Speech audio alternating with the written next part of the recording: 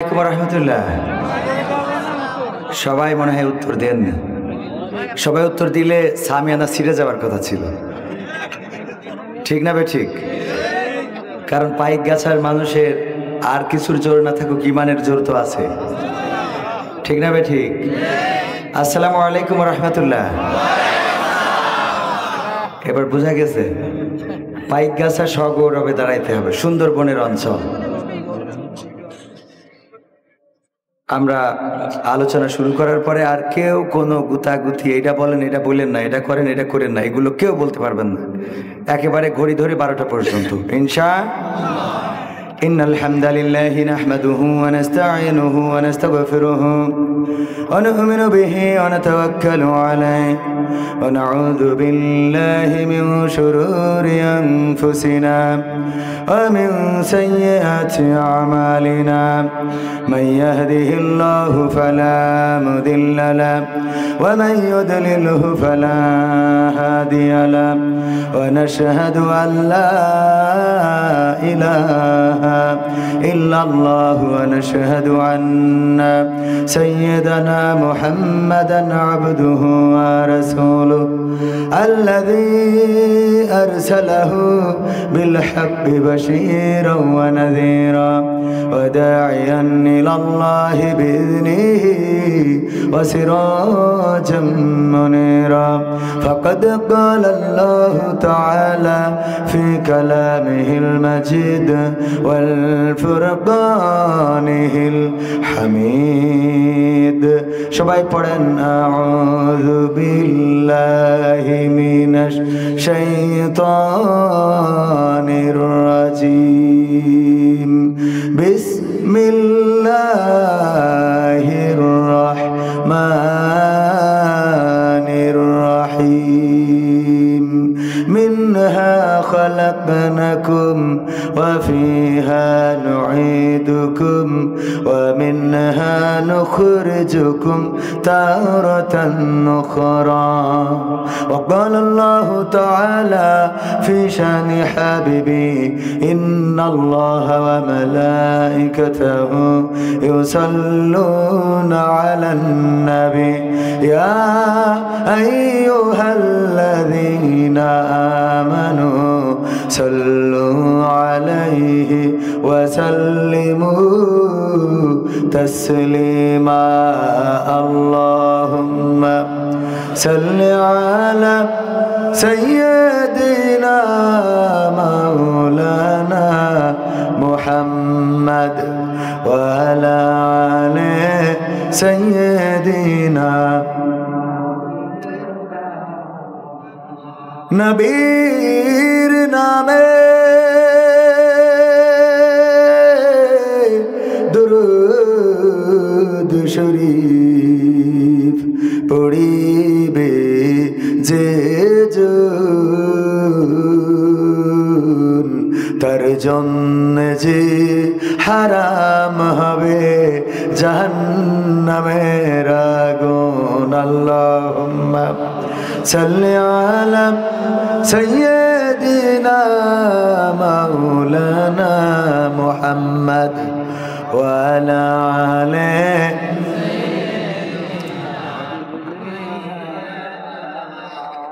এসো হে রাসূল আবার ফিরি আমাদের মাঝে নতুন করি খুতবা দিতে কাবার মিনার পরে আল্লাহুম্মা সাল্লি আলা সাইয়্যিদিনা মাওলানা মুহাম্মদ ওয়া আলা আলি সাইয়্যিদিনা لا إله إلا الله لا إله إلا الله لا إله لا إله إلا الله لا إله إلا الله মুহাম্মাদুর রাসূলুল্লাহ সুবহানাল্লাহ আলহামদুলিল্লাহ লা ইলাহা ইল্লাল্লাহ সুবহানাল্লাহ আলহামদুলিল্লাহ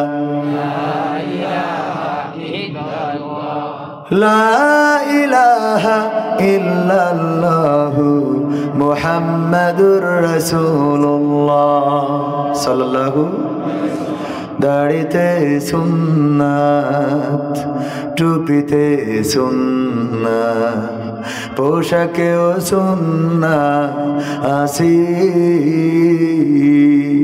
পাথরের আঘাত খাওয়া সেটা যে সুন্নাত কেন মনে হয় না তোমার কাছে কেন মনে হয় না তোমার কাছে ঠিক না বেঠে দাড়িতে সুন্নাত টুপিতে সুন্নাত পোশাকেও সুন্নাত আসি পাথরের আঘাত খাওয়া সেটা যে সুন্নাত কেন মনে হয় না তোমার কাছে কেন মনে হয় না তোমার কাছে নবীর প্রেমে তুমি দাওয়াতে তাবলীগ ধারণ করেছ বুকে সেই তুমি আজ কেন জুলুমের প্রতিবাদে আওয়াজ তোলো না মুখে নবীর প্রেমে তুমি দাওয়াতে তাবলীগ ধারণ করেছ বুকে সেই তুমি আজ কেন জুলুমের প্রতিবাদে আওয়াজ তোলো না মুখে মেসওয়াক করো তুমি রোজ প্রতিদিন মেসওয়াক করো তুমি রোজ প্রতিদিন সেখানেও সুন্নাত আছে পাথরের আঘাত খাওয়া মাঝে মাঝে ঝেলে যাওয়া সেটা যে সুন্নাত কেন মনে হয় না তোমার কাছে কেন মনে হয় না তোমার কাছে মিলাদুন নবীতে বড় সোচ্চার তুমি নাকি দেখানো লোক সেই তুমি জানলে না আমার রাসূল ছিলেন সফল রাষ্ট্রনায়ক মিলাদুন নবীতে বড় সোচ্চার তুমি নাকি দেখানো লোক সেই তুমি জানলে না আমার রাসূল ছিলেন সফল রাষ্ট্রনায়ক ওহুদের ময়দানে দাঁত ভাঙা ঘটনা ওহুদের ময়দানে দাঁত ভাঙা ঘটনা তোমার কিতাবে কি আছে মাঝে মাঝে জেলে যাওয়া মাঝে মাঝে রিমান্ডে যাওয়া মাঝে মাঝে আয়না ঘরে যাওয়া সেটা যে সুন্নাত কেন মনে হয় না তোমার কাছে কেন মনে হয় না তোমার কাছে ঠিক না বেঠে আপনার এটা মাঝে মাঝে মাঝে মাঝে বন্ধ হয় ডিস্টার্ব করে ওগো আমার ভাইরা যেই কথাগুলো বললাম কথাগুলো সত্য বললাম না মিথ্যা বললাম সভাপতি করে মিথ্যে কে রে মিথ্যে মনে হয়েছে তাই আবেগে কই ফেলেছে ওয়াজ ভালো করে শুনতে হবে আল্লাহ রাব্বুল আলামিন বলেছেন ওয়াইযা কুরিয়াল কুরআনু ফাসতামিউ লাহু ওয়া আনসিতু লাআল্লাকুম তুরহামুন। যখন তোমাদের সামনে কোরআন থেকে বলা হবে তখন তোমরা চুপ থাকবে এবং হৃদয়ের কান দিয়ে শুনবে। কি দিয়ে? হৃদয়ের কান দিয়ে শুনবে, যাতে করে তোমাদের উপরে আল্লাহ রহমত বর্ষণ করতে পারে। বলেন সুবহানাল্লাহ। আল্লাহ রহমত আমরা চাই না? চাই না? আল্লাহ রহমত যদি চাই, কিছু সময় আমরা একটু নীরব হয়ে যাব, নিস্তব্ধ হয়ে যাব। যেই কথাগুলো বলবো সেই কথাগুলো যেন আমাদের কাজে লাগে। অন্তত একটা আমল করেন, একটা মাহফিল শুনে একটা আমল করেন, সমাজ বদলে যাবে, আপনার দিন দুনিয়া বদলে যাবে। কিন্তু আমরা শুনি প্রতিনিয়ত মাহফিল হচ্ছে, মাহফিলগুলো তিনটা উদ্দেশ্য কাজ করে। তবে এইটা একেবারে আমার কাছে মনে হয়েছে আলহামদুলিল্লাহ অনেক ভালো একটা মাহফিল। সেইটা কি, যে মাহফিল কমিটি চিন্তা করে যে আমাদের আর্নিং কত হবে, ইনকাম কত হবে। বক্তা চিন্তা করে কত টাকা দিবেন। যারা কন্ট্যাক্ট করে আসে আমার মতো তারা তো আসে, আর যারা আমার মতো কন্ট্যাক্ট করে না ওরা ওয়াজ করতে করতে মনে করে কয় টাকা যে দিবেন আল্লাহ জানে। মানে ওয়াজ করতে করতে যেও টেনশন হয়, ঠিক না? আর শ্রোতা যারা আসে এখন ওয়াজ শোনার জন্য আসে না, ওয়াজ দেখার জন্য আসে। কিসের জন্যে? যদি দেখে ওয়াজটা ভালো হাসছে শোনে না, দেখে। যদি দেখে ভালো হাসছে তাহলে থাকবে, যদি দেখে ভালো হচ্ছে না তাহলে চলে যাবে। বিশ্বাস করেন আর না করেন। তো এই জন্যে আমাদের মাহফিলগুলো তেমন একটা আসর করতেছে না। চারিদিকে মাহফিল হচ্ছে কিন্তু হেদায়েত কম। তো আমি বলি একটা মাহফিল থেকে অন্তত একটা করে আমল করেন। একটা আমল, একটা, শুধুমাত্র বেশি দরকার নেই, একটা। আমি প্রায় জায়গায় মুরব্বীদের জন্য একটা করে কাজ দিই, কোনো জায়গায় দুইটা করে কাজ দিই, আর যুবকদের কাজ দিই পাঁচটা। এই পাঁচটা কাজ যুবকরা করতে হবে। আজকেও আমি এই কাজ আপনাদের দিয়ে যাব ইনশাআল্লাহ। করতে রাজি আছেন আপনারা? সহজ কাজ, যে কাজগুলো করলে দুনিয়া সুন্দর হবে, আখেরাত মুক্তির হয়ে যাবে। বলেন সুবহানাল্লাহ। যে কাজগুলো আলহামদুলিল্লাহ আমি ব্যক্তিগতভাবে করার চেষ্টা করি, এবং আমার মধ্যে যেটা আমল নেই সেটা যেন আল্লাহ আমার মুখ দিয়ে না বলান। বলেন আমি। তো যে এই কথাগুলো বললাম, কথাগুলো ঠিক না বেঠিক? অনেকেই দাড়ি রাখা সুন্নাত, টুপি পরা সুন্নাত, জুব্বা গায়ে দেয়া সুন্নাত, পাগড়ি পরা সুন্নাত, খাওয়ার শেষে মিষ্টি খাওয়া সুন্নাত, এগুলো একটাও ছাড়তে রাজি না। কিন্তু আল্লাহ রাসূল লড়াই করেছেন, যুদ্ধ করেছেন, 27টি যুদ্ধ করেছেন নিজ হাতে তরবারি ধরে। আল্লাহ রাসূল সাল্লাল্লাহু আলাইহি সাল্লাম মক্কায় টিকতে পারেন নাই। আল্লাহ রাসূল তায়েফের ময়দানে, তায়েফের রাস্তায় গেলেন দাওয়াত দেওয়ার জন্য। তায়েফবাসীরা দাওয়াত তো কবুল করলোই না, বরং আল্লাহ রাসূলকে রক্তাক্ত করলো। একবার নয়, দুইবার নয়, তিনবার পড়ে গেলেন, তৃতীয়বার বেহুশ হয়ে গেলেন। আল্লাহ রাসূল যখনই পড়ে যান তুলে নিয়ে ধাক্কা দিয়ে দেয়। আল্লাহ রাসূল সাল্লাল্লাহু আলাইহি সাল্লাম যখন হুঁশ ফিরে পাইলেন, রক্তগুলো গায়ে মাখা শুরু করলেন, জমিনে পড়ে যাওয়া রক্ত। সাথে থাকা পালক পুত্র যায়েদ রাদিয়াল্লাহু তাআলা আনহু বললেন, ওগো বিশ্বনবী, এই রক্ত তো আপনার গায়ে ঢুকবে না, কেন এই রক্ত গায়ে মাখান? আল্লাহ রাসূল সাল্লাল্লাহু আলাইহি সাল্লাম বললেন, ও আমার পালক পুত্র যায়েদ, শুনে নাও, যেই জমিনের পরে তার হাবিবের, তার বন্ধুর রক্ত ঝরেছে, আল্লাহ যেন এই জমিনে রাগ করে, ক্ষোভ, রাগের বর্ষবর্তী হয়ে ক্ষোভের জায়গা থেকে আল্লাহ যেন কোনো গজব না দিয়ে দেন, তার জন্য রক্তগুলো উঠায় নি। আল্লাহর কাছে ফরিয়াদ করে বললেন, ওগো আল্লাহ, আমি হয়তো দাওয়াত দিতে, ভাই আমার রাগ হয়ে গেলে এটা ফেলাই দিবেন।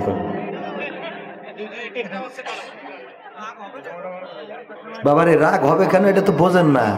এনে এসে কথা বলি, দেখেন দিন রাগ হয় কিনা। আসেন,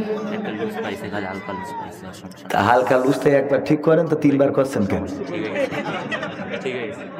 সবাই দূরত পড়েন, আল্লাহুম্মা, এখন ঠিক হয়নি, সাল্লি আলা সাইয়্যিদিনা মাওলানা, ঠিক হয়নি, শুনে শোনা ভালো, এসো একটু সুমা খায়।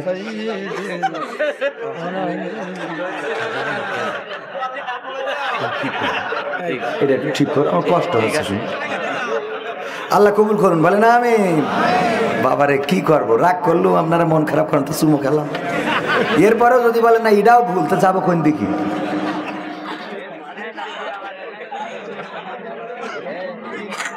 আলোচনার রাস্তা হারাই ফেলছি রে ভাই। আমার এনে আসার পরে দাওয়াত নেওয়ার সময় জানে যে আমি কি করি, কিন্তু যেই মাহফিলের কাছাকাছি চলে আসে সেই কয় হুজুর ওয়াজ বেশি চলবে না গান বেশি, কেউ বলে গান বেশি চলবে না ওয়াজ বেশি। কিছুক্ষণ আগে আমার চাচা ছিল, বলছে নাটক মাটক হবে তো। আমি বললাম কি এর নাটক? কয় তাইলে আমরা আসলাম কিসের জন্য, কোয়ানে যাবো? একজন কয় মা বাবা নিয়ে 5 মিনিট বলবেন, বউ নিয়ে 5 মিনিট বলবেন। মা বাবা নিয়ে 5 মিনিট বলা যায়, বউ নিয়ে 5 মিনিট বললে হয়? বউ নিয়ে একটু বেশি বলতে হবে, তা না হলে সংসার ঠেকবে। আল্লাহ কবুল করুন। লস্কর আবার কি করতে হবে? ওবায়দুল কাদেরের ওর কাছে মোবাইল করছি। লস্কর পশ্চিমপাড়া বাইতুস-সালাম জামে মসজিদের উদ্যোগে আয়োজিত 28তম ঐতিহাসিক তাফসিরুল কোরআন মাহফিল, যেই মাহফিলে আমার আব্বা ওয়াজ করে গিয়েছেন। 2002 সালে আমার আব্বা একটা মাহফিল থেকে ফেরার পথে আর ফিরে আসেন না। এই জনপদে আমি একটু কম আসতে চাই, কারণ এই জনপদে যখনই আসি, যে রাস্তায় হাঁটি, মনে হয় এই রাস্তায় আমার আব্বা চলেছেন। এবং ওই সময় রাস্তাঘাট এত ভালো ছিল না, নদী পারাপার ছিল, আপনাদের সাইকেলের পিছনে তুলি দেওয়া ছিল, যেটা হেলিকপ্টার বলা হতো, এতে করে চলতে হতো। এবং আমাকেও নিয়ে এসেছে এই অঞ্চলে নৌকা পারাপার, 2বার 3বার করে নৌকা পার হইতে হইতো। একবার সফরে আসতেন আর 15 দিন, 12 দিন, 13 দিন, 17 দিন পরে বাড়িতে ফিরতেন। তখন ফোন ছিল না, মোবাইল ছিল না, চিঠির মাধ্যমে আপনারা দাওয়াত দিতেন। আমি চিন্তা করি আমার আব্বা কত সরল ছিলেন। আপনারা একটা চিঠি পাঠাতেন, যে চিঠিতে লেখা থাকতো, হুজুর ফাল্গুনের 2 তারিখ আমরা একটা মাহফিলের আয়োজন করবো, এই আমাদের অ্যাড্রেস, আপনি যথাসময়ে চলে আসবেন। আব্বা হয়তো রিপ্লাই একটা চিঠি দিত অথবা দিত না, ওই তারিখে আব্বা চলে আসতেন এবং আপনারাও বিশ্বাস করে মাহফিল করতেন, আর আমার আব্বাও বিশ্বাস নিয়ে এখানে এসে মাহফিল করে যেতেন। আর এখন তো আমাদের সাথে যোগাযোগ করতে করতে ব্যাটারি চার্জ ফুরিয়ে যায়, ঠিক না ঠিক? এত সরল ছিলেন আমার আব্বা। কন্ট্যাক্ট করা তো দূরের কথা, যা হাতিয়া দিত পকেটের মধ্যে নিয়ে চলে যেতেন। সাক্ষী হিসাবে এখানে আছেন, আমার আব্বা ছিলেন এরকম। উনি এই 200, 500, 1000 সর্বোচ্চ হাদিয়া পেয়েছেন 1300 টাকা। কত? 1300 টাকা। বাড়ি যেয়ে খুব গল্প দিতেন যে দক্ষিণে গেলে আমারে অনেক হাদিয়া দেয়, অনেক টাকা দেয়। কত? 1300 টাকা পেয়েছি। চোখের মধ্যে খুব আনন্দ দেখতাম। 1300 টাকা অনেক বড় অ্যামাউন্ট। আর এখন তার ছেলে 50,000 টাকা ইনকাম করেও এখন সংসার চলে না। আমার আব্বা একবার এক মাহফিলে গেলেন, ঝড় উঠে গেছে, তখন আমি প্রাইমারিতেই পড়ি। আব্বা তো আমাদের প্রাইমারি স্কুলের টিচার ছিল। এটা বলছি এই জন্য যে এখানে আমার আব্বার সাথের লোক রয়েছে। যেই খাটে বসেছি ওই খাটে আমার আব্বা এসে বসেছেন, ওই খাটে আমার আব্বা ঘুমিয়েছেন আজকে যে খাটে আমি বসেছিলাম। তিনি চাইতেন, তিনি বলতেন যে দক্ষিণ জনপদে যদি কবির যে বলে আমি মাস্টার আব্দুল সামাদের সন্তান, এটুকুই তার জন্য যথেষ্ট হবে। কিন্তু উনি দেখে যেতে পারেননি যে মাস্টার আব্দুল সামাদের সন্তান আজকে দক্ষিণ জনপদ নয়, বাংলাদেশ ছাড়িয়ে বিশ্বের অন্য দেশেও কথা বলার সুযোগ পেয়েছেন। আল্লাহ করে দিয়েছেন। আল্লাহকে বলি, আল্লাহ জান্নাতে দেখা করায়, জান্নাতে দেখা করায়। কাবার গিলাফ ধরে আব্বার জন্য দোয়া করেছি। আব্বা স্বপ্ন দেখতেন যে কাবাতে আসবেন, আল্লাহ আসতে পারে নাই। তুমি তার সন্তানকে এনেছো, আল্লাহ তুমি এই কাবার ওসিলায়, তুমি কাবার মালিক, ক্ষমা করে দাও।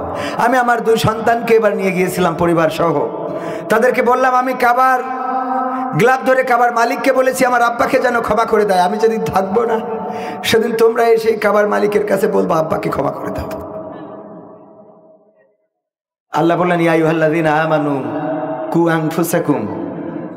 আনফুসাকুম ওয়া আহলিকুম নার। ও ঈমানদারেরা, তোমরা আগুন থেকে নিজেরা বাঁচো এবং সন্তানদেরকে বাঁচাও। আমার বাবা চেষ্টা করেছেন অন্তত দিনের পথে পরিচালিত করার জন্য। এই জনপদে দাওয়াত নিতে চাই খুবই কম। এটা নিয়েছি তাও আমাদের রুস্তম আলী তাওহিদি ভাই, ওনার মাধ্যমে। আর একটা আছে এই পাশে চাঁদ আলী ব্রিজের আশেপাশে। কারণ এই জনপদে যখনই আসি আমার আব্বার কষ্টগুলো আমি দেখতে পাই। সেই সময় কিভাবে এই পথে চলতেন কল্পনায় ভেসে ওঠে, আমাদের জন্য কত কষ্ট করেছেন। একটা গানের বই বিক্রি করতেন 5 টাকা দিয়ে। আমার আব্বার জীবনের শেষ দিনটা ছিল, আমি মাত্র 20টা টাকা চেয়েছিলাম আব্বার কাছে। আব্বা 10 টাকা দিয়ে বললেন আজকের মাহফিলটা করে এসে বাকি 10 টাকা দেব। এটা ছিল আমার আব্বার জীবনের শেষ দিন এবং আমার সাথে আমার আব্বার শেষ কথা। ভাইয়ের আমার, এই জন্য এই জনপদটা আমার একটু আসতে কষ্ট হয়, যে এখানে আসলে আমি ইমোশনাল হয়ে যাই। এই রাস্তাগুলো দেখলেই আমার মনে হয় এই রাস্তায় আব্বা হেঁটেছেন, এই রাস্তায় চলেছেন, এই রাস্তায়। তখন এই রাস্তাটা কত খারাপ ছিল, তারপরে আব্বা এভাবেই ঘুরে বেরিয়েছিল আমাদের জন্য, আমাদের বড় করার জন্য। কিন্তু তিনি দেখে যেতে পারলেন না আমরা কত বড় হয়েছি।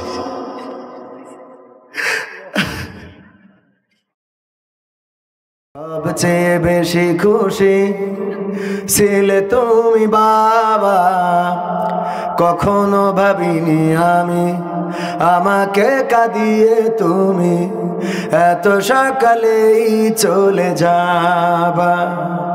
কখনো ভাবিনি আমি আমাকে কাঁদিয়ে তুমি এত সকালেই চলে যাবা।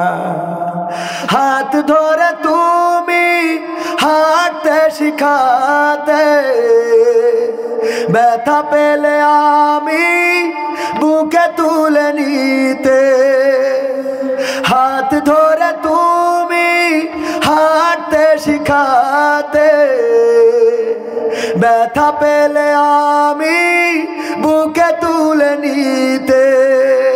কোনো বাইনা করে কাঁদলে আমি তোমার স্নেহের হাতে চোখ মুছে দিতে।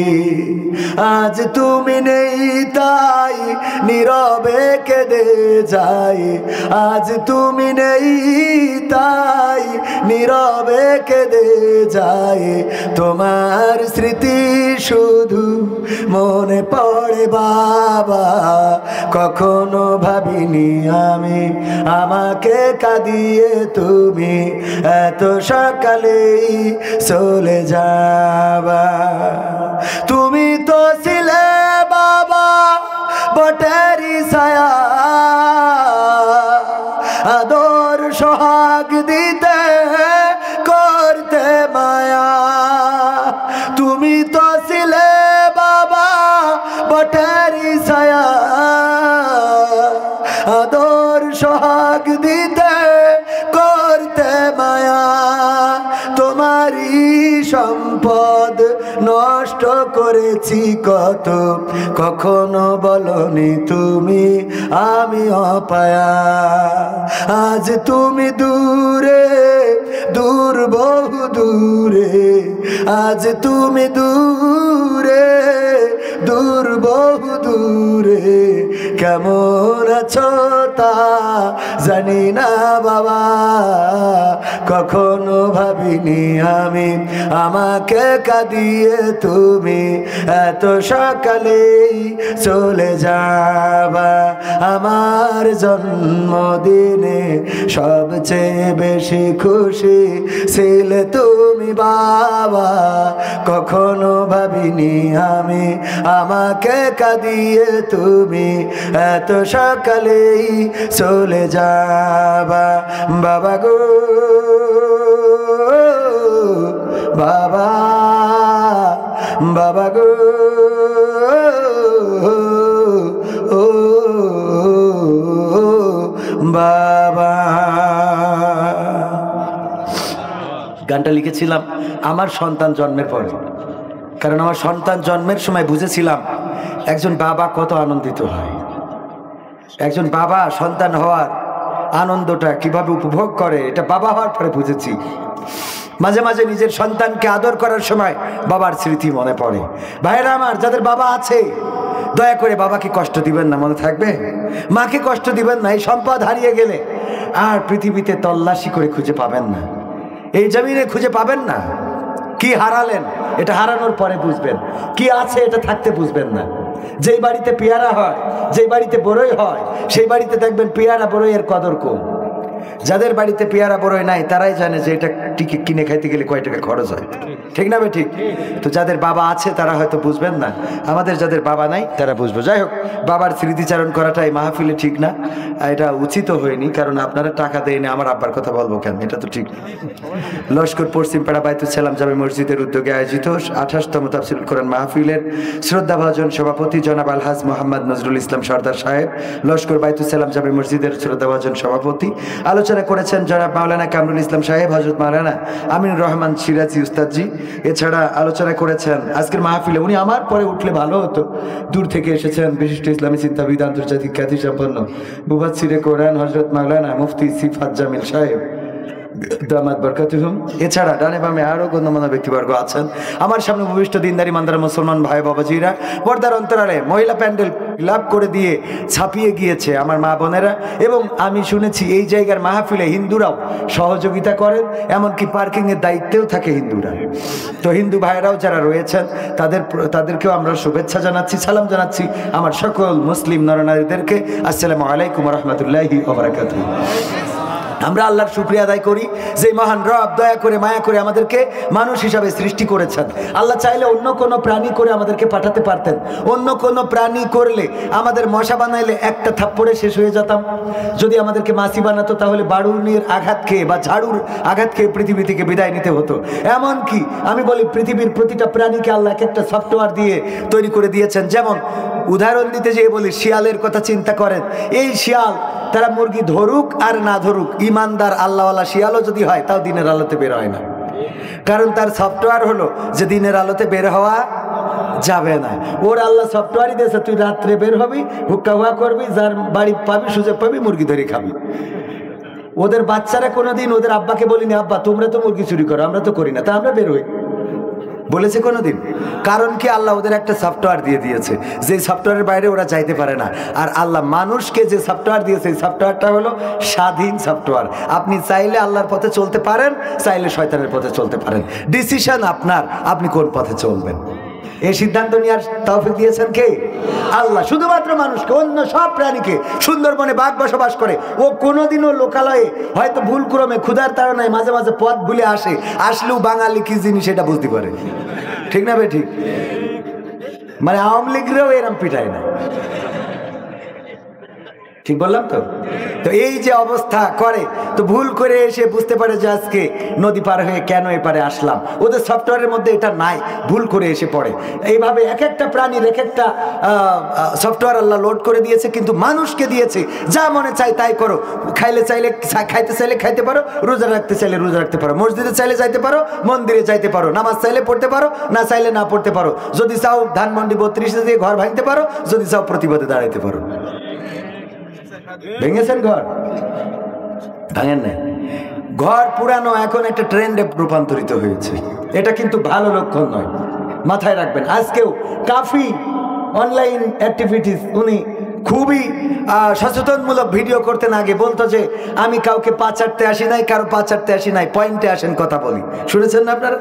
সরকারের বিরুদ্ধে সেই সময় প্রশাসন, সরকার এবং বিভিন্ন ব্যাপারে সচেতন ছিল, এমনকি ছাত্র আন্দোলনও সামনে ছিল। কিন্তু বই মেলাতে বই লেখা এবং বই বিক্রি আর কিছু কাজ নিয়ে বিতর্কিত হয়েছে, এটা ঠিক, কিন্তু তার বাড়িতে আগুন লাগাতে হবে এটা তো ঠিক না, কথা কয় না। বাড়িতে আগুন লাগানো যাবে? আগুন নিয়ে রাজনীতি করা যাবে না। এই আগুন লাগাচ্ছেও কারা? যদিও কাফি বলেছে আমার বাড়িতে আগুন লাগিয়েছে আওয়ামী লীগরা, কারণ যখন কোনো ঝামেলা হয় তখন তৃতীয় পক্ষ সুবিধা নিতে চায়। এটা কিন্তু মাথায় রাখা লাগবে, তৃতীয় পক্ষ যেন সুবিধা না নিতে পারে। এখন তো সমস্যা চলছে এমন যে মানুষ যেন বলে যে আগেই তো ভালো ছিলাম, বোঝেননি? খুন, গুম, চুরি, ডাকাতি, ছিনতাই, এমনকি শাসনহীনতা, জ্যাম, যানজট বেড়েছে না কমেছে? বেড়েছে, অনেক গুণ বেড়েছে। বাড়ার কারণ কি জানেন? বলবো? আল্লামা সাইদি বললেন যে একজন কাফন চোর ছিল। সে কাফন চোর মারা যাওয়ার সময় ওসিয়াত করলো যে আমি মারা যাওয়ার পরে তোমরা এমন কিছু করবা যাতে লোকে আমারে ভালো বলে, তোমাদের বাবারে ভালো বলে। তো যখন কাফন চোর মারা গেল, ওরা চিন্তা করলো আমরা তাহলে নামাজ পড়ি। 3-4টা ছেলে ওরা চিন্তা করলো আমরা নামাজ পড়ি, আমরা আর কাফন চুরি করা যাবে না। আব্বা যেহেতু বলেছে আব্বারে যেন লোকে ভালো বলে, তো নামাজ পড়ে। নামাজ পড়লেও মানুষ বলে নামাজ পড়লে কি হবে, কাফন চোর ছেলে। তো তাইলে দেখলো শুধু নামাজ পড়লে হবে না, কি করা যায়, আরো কিছু ভালো কাজ করি। প্রতি ওয়াক্ত নামাজে কিছু তাবারক নিয়ে যায়, সব মুসাল্লিদের খাওয়ায়। মানুষে জিজ্ঞেস করে আজকে জিলেপি দিল কে? কয় ওই যে কাফন চোরা ছেলেরা দিস। বেকায়দা না? চিন্তা করলে এ করেও তো আসছে না, তাই আরো ভালো কাজ করি, গ্রেড বাড়াই। কি করা যায়? এই গ্রামে দেখো কারা অসহায় আছে, ঘর নাই, বাড়ি নাই, টাকা নাই, তাদেরকে টাকা দিই, ঘর দিই, বাড়ি দিই। এইগুলো দেশে যার ঘর ছিল না ঘর হয়েছে, যার ছাগল ছিল না ছাগল দেশে, গরু ছিল না গরু দেশে। কয় এগুলো কই পাইলা? কয় যে কাফন চোরা ছেলেরা দেশে। তো তাহলে এটা দিয়েও তো মান সম্মান আব্বারে বাড়াইতে পারলাম না। এখন 3 ভাই 4 ভাই তারা মিটিং করলো যে আব্বার তো মান বাড়াইতে পারি না, আব্বারে তো কেউ ভালো বলে না, কি করা যায়?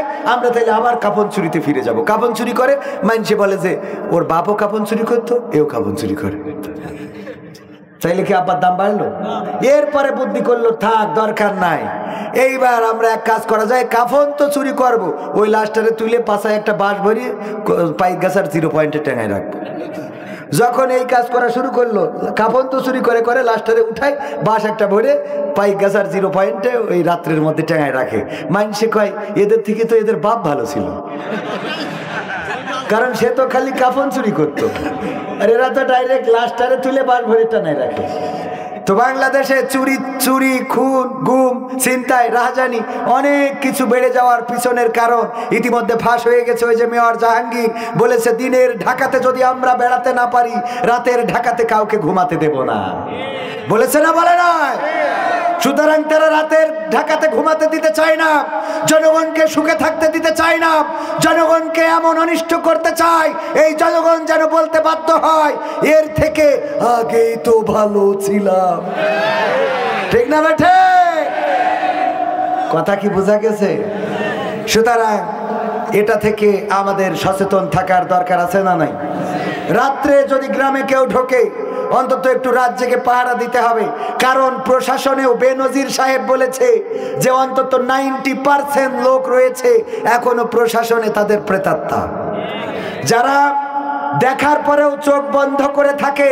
তারা বুঝাতে চায় যে আমাদের কাছ থেকে ক্ষমতা কেড়ে নিয়েছো, এখন দেখো তোমরা কত ভালো থাকতে পারো। তারাই প্রকৃত অর্থে এই দেশের আইন এবং প্রশাসনিক ব্যবস্থাকে ভেঙে দেওয়ার জন্য সব রকম পায়তারা চালিয়ে যাচ্ছে, বলেন ঠিক কিনা? গতকালকেও 0 পয়েন্টের আগে পুলিশে দাঁড় করালো আপনাদের এলাকারই পুলিশ, কালীগঞ্জে বাড়ি, সাতক্ষীরা।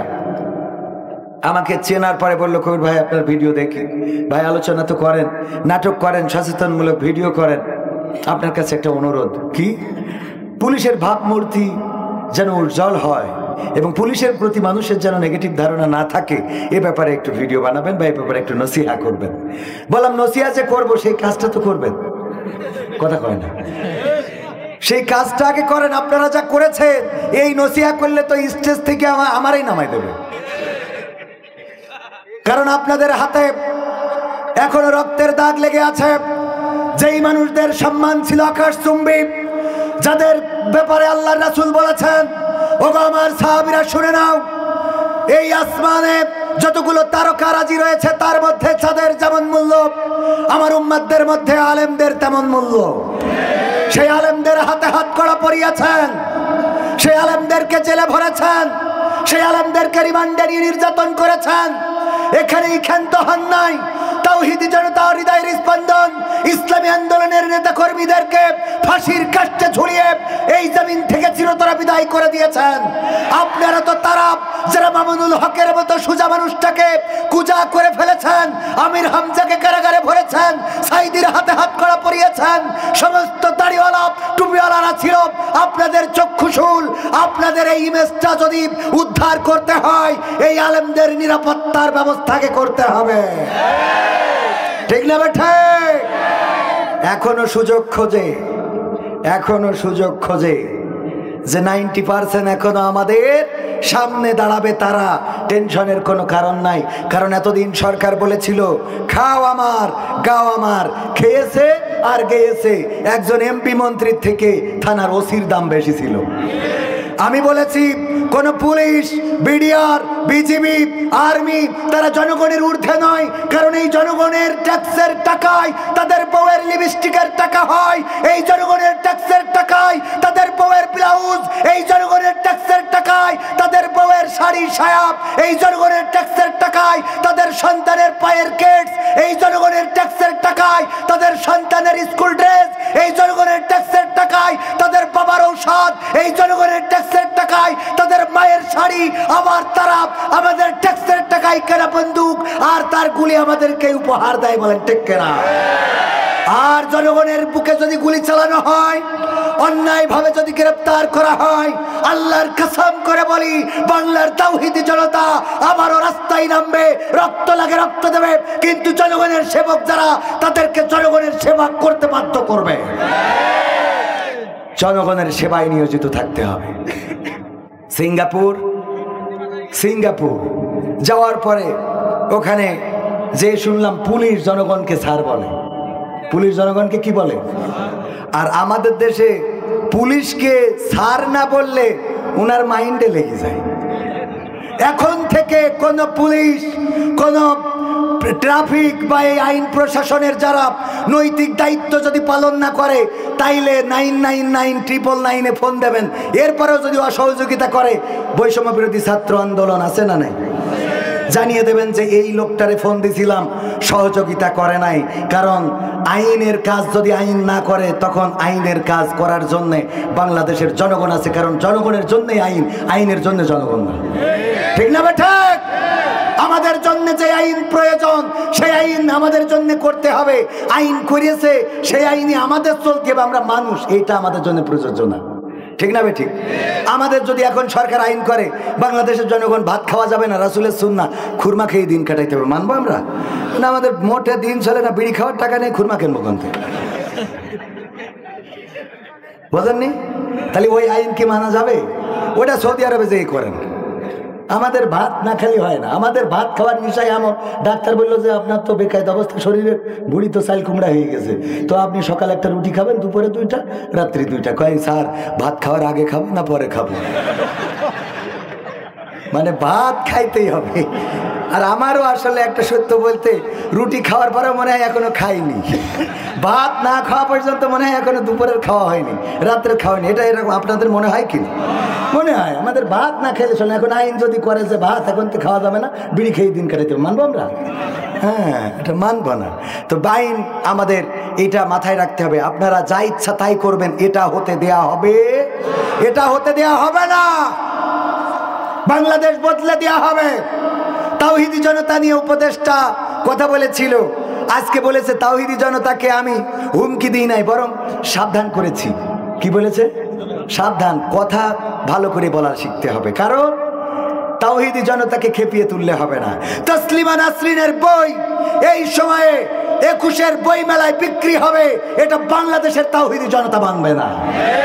কারণ গোটা জীবনে যে আল্লাহর রাসূল, আলেম ওলামা, ইসলামী আন্দোলন, কোরআন প্রেমিক জনতা আল্লাহর কোরআন তাদের বিরুদ্ধে লিখেছে, তাদের বিরুদ্ধে বলেছে, বাংলার জমিনে জায়গা হয় নাই, দাদার দেশে আশ্রয় নিয়েছে, এই মানুষটার বই বাংলাদেশে বিক্রি করার প্রকাশ্যে সাহস পায়, এটা কোন বাবার বেটা?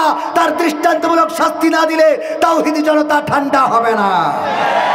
তাওহীদি জনতাকে খেপাবা না, কারণ তাওহীদি জনতা রক্ত দিতে শিখেছে। তাওহীদি জনতা আর এখন ঘরে বসে থাকতে রাজি না। ঠিক না ঠিক? সাহস নিয়ে দাঁড়িয়েছ তাই মুক্ত হয়েছে জমিন, সাহস করে দাঁড়ালে আর একবার কায়েম হয়ে যাবে দিন। নয় নয় নয় আর কোনো ভয়, আনতে হবে দিনের বিজয়। নয় নয় নয় আর কোনো ভয়, আনতে হবে দিনের বিজয়, দিনের বিজয়। যারা ভেবেছিল ছাড়বে না আর ক্ষমতার ওই মাসনদ, দেখেছে তারা রবের পাকড়াও কি করে করে রাস্তা নাবুদ। যারা ভেবেছিল ছাড়বে না আর ক্ষমতার ওই মাসনদ, দেখেছে তারা রবের পাকড়াও কি করে করে রাস্তা নাবুদ। তাই নয় নয় নয় আর কোনো ভয়, আনতে হবে দিনের বিজয়, দিনের বিজয়। মানুষের সাথে যারা করেছে দুশ্মনী, করেছে বাড়াবাড়ি, দেশের বুকে তাদের হয়নি তো জায়গা, যেতে হলো মামার বাড়ি। মানুষের সাথে যারা করেছে দুশ্মনী, করেছে বাড়াবাড়ি, দেশের বুকে তাদের হয়নি তো জায়গা, যেতে হলো মামার বাড়ি। তাই নয় নয় নয় আর কোনো ভয়, আনতে হবে দিনের বিজয়, দিনের বিজয়। কাবা রক্ষাই যেই মহারব পাঠিয়েছিলেন আবাবিল, আজও তিনি দয়াময় তেমনই আছে, বদলেনি তো এক দিল। কাবা রক্ষাই যেই মহারব পাঠিয়েছিলেন আবাবিল, আজও তিনি দয়াময় তেমন, তাই নয় নয় নয় আর কোনো ভয়, আনতে হবে দিনের বিজয়, দিনের বিজয়। সাহস নিয়ে দাঁড়িয়েছ তাই মুক্ত হয়েছে জমিন, সাহস করে দাঁড়ালে আর একবার কায়েম হয়ে যাবে দিন। ঠিক না বেঠে? আমরা সাহস করে দাঁড়িয়েছিলাম। আমাদের একজন বোন চিৎকার করে বলেছিল সামনে স্বাধীনতা, পিছনে পুলিশ, সুতরাং আমরা স্বাধীনতার দিকে এগিয়ে যাব। আর যার জন্য ছাত্র জনতা সামনের দিকে এগিয়েছে, বুক পেতে দিয়েছে, আমাদের এখনো স্বাধীনতা আসে নাই। অনেকেই বলে স্বাধীনতা পেয়েছি, আমি বলি এখনো স্বাধীনতা পায় নাই, স্বাধীনতা এখনো আসে নাই। কিন্তু কোন পথে চললে, কিভাবে চললে, কেমন সিদ্ধান্ত নিলে স্বাধীনতা আসবে, সেটা আমরা রাস্তা খুঁজে পেয়েছি, সেটা আমরা একেবারে প্র্যাকটিক্যালে দেখেছি। ওগো আমার ভাইয়েরা, রক্ত দেওয়া ছাড়া, জীবন দেওয়া ছাড়া, রাজপথে সক্রিয় ভূমিকা ছাড়া আল্লাহর জমিনে আল্লাহর দিন কায়েম হবে না। আর যতদিন আল্লাহর দিন কায়েম না হবে ততদিন পর্যন্ত এই জমিনে প্রকৃত স্বাধীনতা আসবে না। ঠিক না বেঠে? চোর যদি চুরি করে হাতের কবজি কেটে দেওয়ার আইন আছে না নাই? কবির বিন সামাদের যদি হাতের কবজি কাটা থাকতো আর এসে যদি বলতো বাবারা চুরি করবা না, এটা অনেক বড় গুনাহের কাজ, আর চুরি করলে কোরআনের আইন অনুযায়ী হাতের কবজি থাকবে না, তখন বুসা হাত নিয়ে ঘুরে বেড়াতে হবে। আপনারা বলতেন হুজুর আপনার হাতের কবজি কই?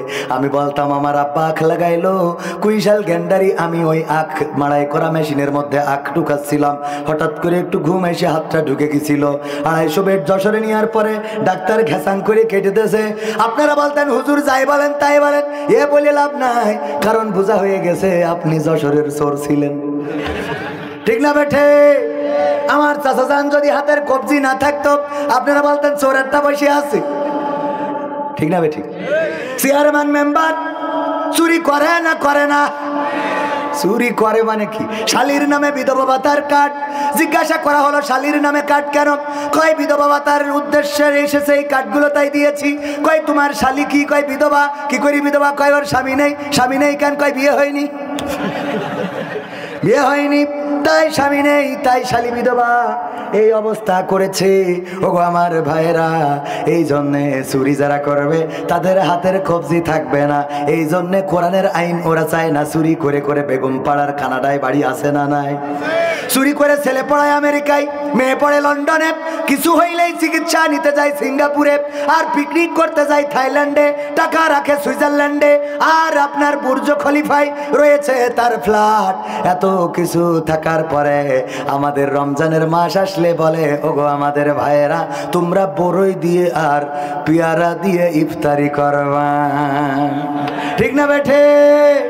কেন আমরা বড়ই পেয়ারা খাবো কেন? এই দেশে উন্নয়ন এত হলো, বড়ই পেয়ারাই কেন যেতে হবে? আজকে আপনারা দেখেছেন আয়না ঘর উন্মোচিত হয়েছে, প্রধান উপদেষ্টা ডক্টর ইউনূস তিনি গিয়েছেন দেখার জন্য, এবং আলী আহসান মোহাম্মদ মুজাহিদ, সম্ভবত আলী আহসান মোহাম্মদ মুজাহিদের ছেলে, হ্যাঁ মীর কাশেম আলীর ছেলে, আমাদের প্রিয় ভাই, দীর্ঘদিন 8 বছর মতো তিনি গুম হয়েছিলেন। আব্দুল্লাহিল আমান আজমি ছিলেন গুম হয়ে। ওনারা গিয়েছেন, ব্যারিস্টার আরমান উনি প্রধান উপদেষ্টার সাথে কথা বলেছেন, সব কিছু দেখিয়েছেন, ছোট ছোট ঘরগুলো।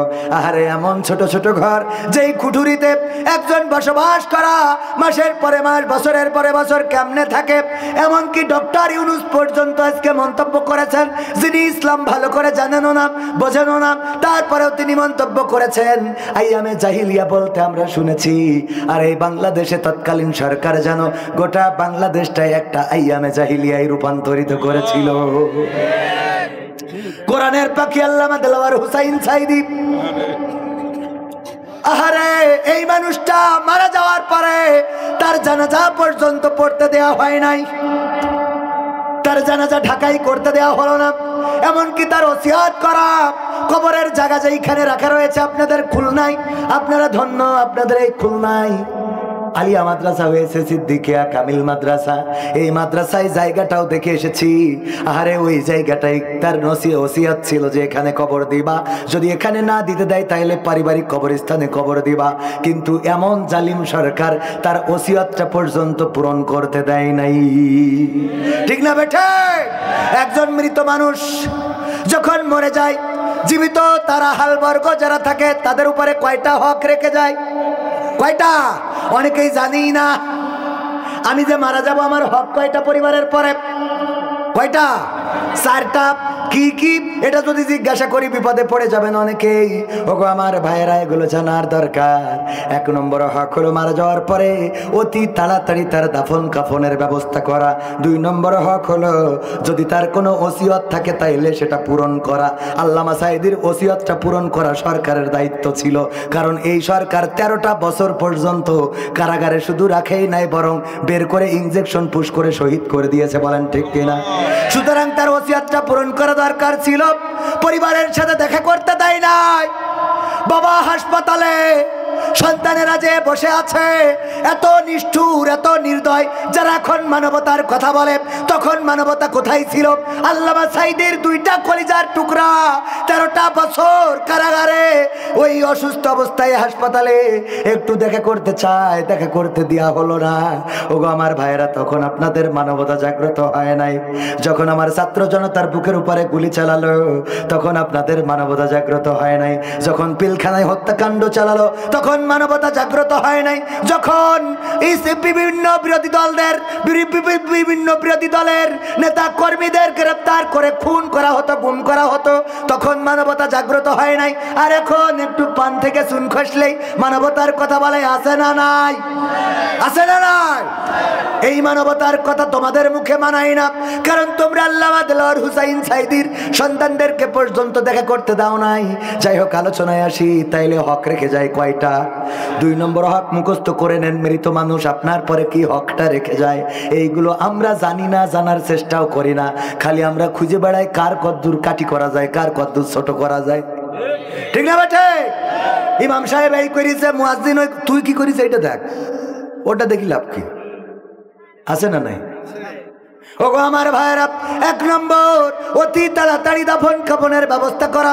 2 নম্বর তার যে ওসিয়ত আছে সেটা পূরণ করা। 3 নম্বর যদি কোনো ঋণ রেখে যায়, যদি কোনো ঋণ তার থাকে, সেই ঋণ পরিশোধ করা। এবং সে যদি কারো কাছে টাকা পায় তাইলে সেটাও দিয়ে দেয়া। 3 নম্বর পয়েন্টে একটু কথা না বললে হবে না।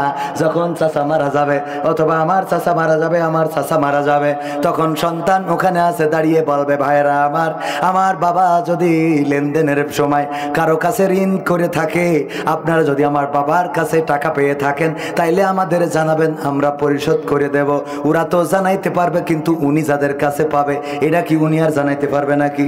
জানাজার সময় বলতে হবে, আমার আব্বার কাছে যারা টাকা পাবেন তারা আমাদের জানাবেন, আর আমার আব্বা যাদের কাছে পাবে তারা আমাদের দিয়ে দেবেন। কথা কয় না? ওনারটা তো ওনার ছেলেরা শোধ করতে পারবে, কিন্তু আপনি যে লোকটার কাছে ঋণী, ওই লোক ছাড়া তো আর কেউ জানে না। ওই লোক তো কবরে চলে গেল। আপনি মারা যাওয়ার আগে এই ঋণটা যদি শোধ না করেন, আপনি মারা যাওয়ার পরে আর তো কেউ জানলো না, শোধও করলো না। পরকালের ময়দানে বিশ্বনবী বলেছেন, নিঃস্ব অসহায় হলো সেই ব্যক্তি যে দুনিয়ায়। সন্তানেরা যখন বলবে, আমার সন্তানদের আমি একটা ওসিয়ত করে রেখেছি, আমার স্ত্রীকে, আমার পরিবারকে, আমার মা, আমার ভাই, সবাইকে বলে রেখেছি, আমি যদি মারা যাই, কেউ যদি এসে বলে আমার কাছে টাকা পাবে, তাইলে খবরদার পরিশোধ করবা না, বলবা কবরের কাছতে নাও, কন্তে নাও। এটা আমার ওসিয়ত, আজকে প্রকাশ করে দিলাম। আর যদি কোথাও ঋণ করি, তাকে বলে দিই, আমি মারা যদি যাই, আপনার এই টাকার শোধ করার কেউ নাই, ডাইরেক্ট ক্ষমা করতে হবে। যদি আপনি রাজি থাকেন তাইলে দিতে পারেন, যদি রাজি না থাকেন তাইলে দিবেন না, কারণ আপনার এই টাকা শোধ করা হবে না। আমি মারা যাবো, মাফ করে দিতে হবে অটোমেটিক। কারণ কি? কারণ আমার আব্বা মারা যাওয়ার পরে জমি বিক্রি করে আব্বার ঋণ শোধ করতে পারি নাই। এর প্রমাণ পাইলাম আমি যখন বিদেশ থেকে কিছু কাজ করাতাম, টাকাও দিতাম আবার কাজও করাতাম, ওমা টাকা যেটা দিই ওইটা খাতায় ওঠে না। বুঝেননি? হাল খাতার কার্ড নিয়ে গেলাম, খাতা বের করেন, আমি যে অমুক দিন দিলাম, অমুক দিন দিলাম, সেই টাকা জমাটা দেখান, আর বাকিটা দেখানো, খাতা খুললই না। কয় ঠিক আছে, আপনার হিসেব ঠিক আছে, ওইটা তোলা হয় না। আমি নিজে দায়িত্ব নিয়ে বলছি, একবার দুইবার না, অসংখ্যবার ঘটেছে এই ঘটনা। আমি বুঝে নিলাম আমার আব্বা যখন মারা গিয়েছেন, যেখানে 100 সেখানে আর একটা সৈন্য বাড়ায় 1000 করিস, যেখানে 1000 আর একটা সৈন্য বাসায় 10,000 করিছে। এই জন্যে আপনারাও মাথায় রাখবেন, ঋণগ্রস্ত হবেন না। হইলেই জাতীয়ভাবে যদি হইতে পারেন ভালো, যদি না পারেন পরিবারকে জানাবেন। আর যারা টাকা পাবে সেটাও পরিশোধ করতে হবে। তাহলে কয় নম্বর পয়েন্ট গেল? 3 নম্বরে বা 4 নম্বরে আসি। হক রেখে যাওয়ার মধ্যে 4 নম্বর পয়েন্ট হলো, আর যে সম্পদ রেখে যায় ওই সম্পদ বুনিদের ফাঁকি দিয়ে সব ভাইয়ের দিয়ে দিতে হবে। হ্যাঁ, উল্টো বলি ফেললাম। যে সম্পদ রেখে গেল ওই সম্পদ সুষম বন্টন করা, বোনদেরকে অল্প টাকা দিয়ে নেবু। তুই না বু, তোর জন্য আমি জামতলাতে রসগোল্লা নিয়েছি বু। তুই আছে না নাই অবু, তো ওই জায়গার জমিটা আপু তুই না দিলে হচ্ছে না বু, ওটা তোর একটু বু দিতে হবে বু। তুই আমি জামতলার রসগোল্লা নিয়েছি বু তোর জন্য। এক রসগোল্লায় বুনও দেখে, আরে ভাইরা আমার এত করে বলছে দি, এর নাম না। ডাইরেক্ট আপনার কি করতে হবে, অনেক বোন বলবে যে না বিপদের কথা বলা যায় না, থাক ভাইয়ের সম্পদ নেব না। একদম ডাইরেক্ট বলবেন যে তোর সম্পদ যেটুকু আছে এখানে ভাগ করে তুই নিয়ে যা, তুই দেব নেব না মানে বলে কথা, তোর এটা তো হক। এটা কি হক? এটা তুই নিয়ে নিবি, ডাইরেক্ট তুই নিয়ে নিবি। কে ও মেয়ে জন্মদিনই আব্বা কথা কয় না। সুতরাং আপনি হুজুর মানুষ বলে একটু পাম্প মারিতে না, ও দরকার নেই, ও করিয়ে পরকালের ময়দানে বিপদে পড়ে যাবে। কথা কি মনে থাকবে? তাইলে 4টা নসিহা গেল। এই নসিহা কেন করছিলাম? আল্লামা দেলোয়ার হুসাইন সাইদিকে তার জানাজা পর্যন্ত করতে দেয় নাই। আবার তারা মানবতার কথা বলে। আমি বলেছি এই মানবতার কথা তোমাদের মুখে মানাই না। ওগো আমার ভাইয়েরা, পবিত্র কোরআনের সূরা তাহার 55 নম্বর আয়াতে কারিমা তেলাওয়াত করেছি। এই আয়াতের পরে আলোচনা করব। শুনতে রাজি আছেন না নাই? শোনা কি যাবে? কারা কারা শুনবেন? দুটি হাত দেখতে চাই। নারায়ে তাকবীর। আল কোরআনের আলো, আল হাদিসের আলো, আমার নেতা তোমার নেতা। নারায়ে তাকবীর। সময় বেশি নাই, আধা ঘন্টার মধ্যে আলোচনা করব, কয়েকটা সঙ্গীত শোনাবো। কিন্তু যদি দেখি আপনারা উঠাউঠি করছেন, আর যদি দেখি পাঞ্জাবিওয়ালা, দাড়িওয়ালা, টুপিওয়ালা, তাইলে কিন্তু খবর আছে। কারণ মুখে বলবেন এক কথা আর অন্তরে রাখবেন আর একটা কথা। কয় না উঠলি যার দাড়ি নেই টুপি নেই সে উঠবে, কিন্তু হুজুর মানুষ এটা উঠতে দেবে না। ওরা ওয়াজ করি করি কয় যে এইখানে বসলি নাকি জান্নাত পাওয়া যায়, আবার ওরাই উঠে চলে যায়। কথা কয় না, নিজেরা বলবে ভালো কথা অথচ করে না। ওই দেখেন যে কটা যাচ্ছে সবগুলো বড় বড় দাড়ি, দেখেন টাকা দেখেন সাইডে যাচ্ছে একদম পুরো মান। আমি ডাইরেক্ট মানুষ ভাই, ওট কাটা। আল্লাহ বলেন ইয়া আইয়ুহাল্লাযীনা আমানু দুখুলু ফিস সিলমি কাফা ওয়া লা তাত্তাবিউ খুতুওয়াতিশ শাইতান ইন্নাহু লাকুম আদুউম মুবিন। ওগো ঈমানদারেরা, তোমরা ইসলামের মধ্যে পরিপূর্ণভাবে ঢুকে যাও আর শয়তানের পদাঙ্ক অনুসরণ করো না, কারণ সে তোমাদের প্রকাশ্য কি? প্রকাশ্য শত্রু, প্রকাশ্য দুশমন। এই মাহফিলে বসলে খুশি হন কে? আর চলে গেলে খুশি হন কে? তাইলে যারা চলে যায় তারা কারে খুশি করে? ওদের যতই ওয়াজ করেন ওদের ভালো বানাতে পারবেন না, কারণ আল্লাহ আবু জাহেল রে দিয়ে ইসলামের কাজ করাই।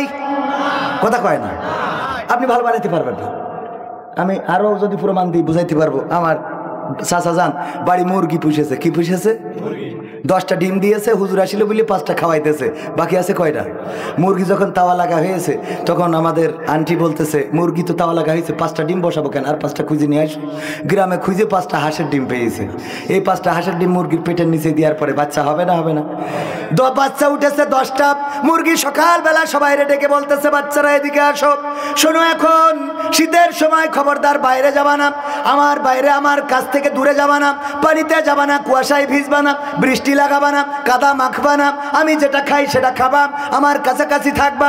এই বলে যখন মুরগি ওদেরকে নিয়ে বেড়ায়, মুরগির বাচ্চা 5টা কাছাকাছি থাকে, কিন্তু যেই 5টা হাঁসের বাচ্চা যেই দিকে পানি ওই দিকে দৌড় ধরে। এইদিকে ওই 5টারে আবার ডেকে বলে শোনো খবরদার ওই পানি কাদা খাইও না।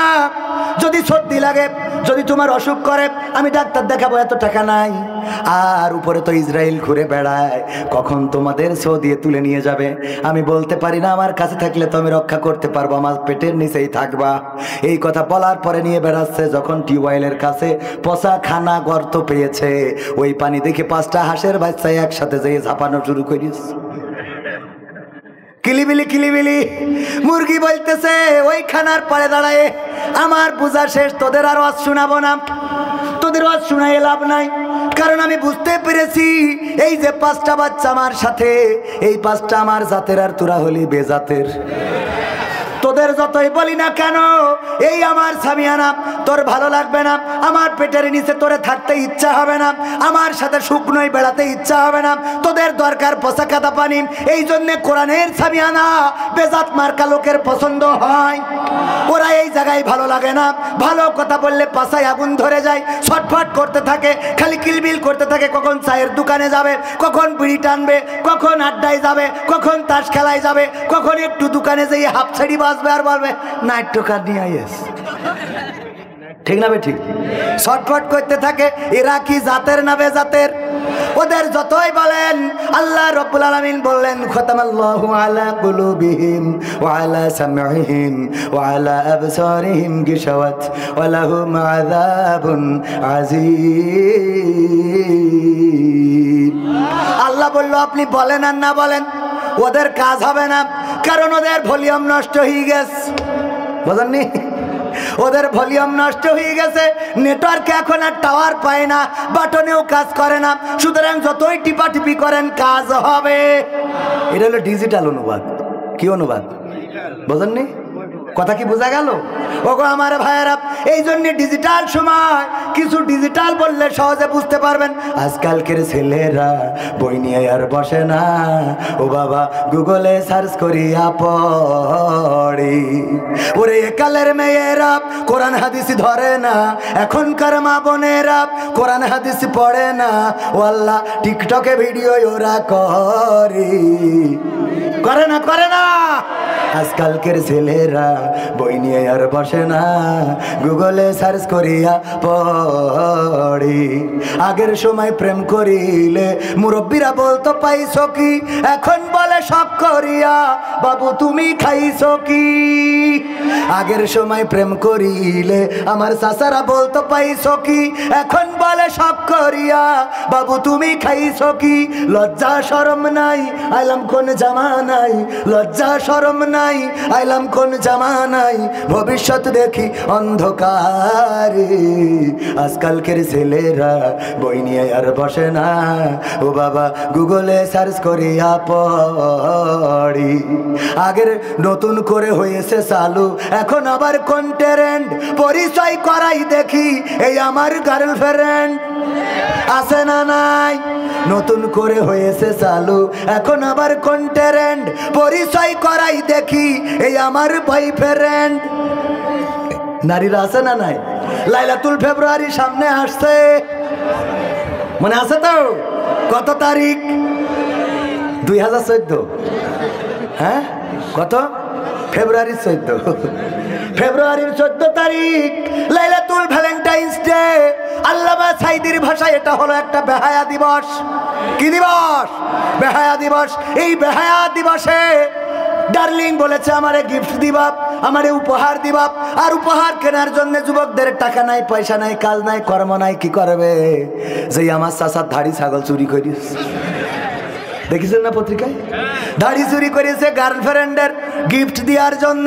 ওগো আমার যুবকেরা, তরুণেরা, যেই নায়িকার জন্য, যেই নারীর জন্য, যেই মেয়ের জন্য তুমি ছাগল চুরি করলে, ওই মেয়েই তোমার একদিন লাথি দিয়ে ফেলাই থুয়ে আর এক চাকরিজীবীর সাথে চলে যাবে। কারণ ছাগল চুরি করে তুমি গিফট দাও, আর ওরে যে নেবে সে তো ছাগল চুরি করবে না, সে কলমের খোঁচা মেরে ওর নেকলেস সেট বানাই নিয়ে চলে আসবে।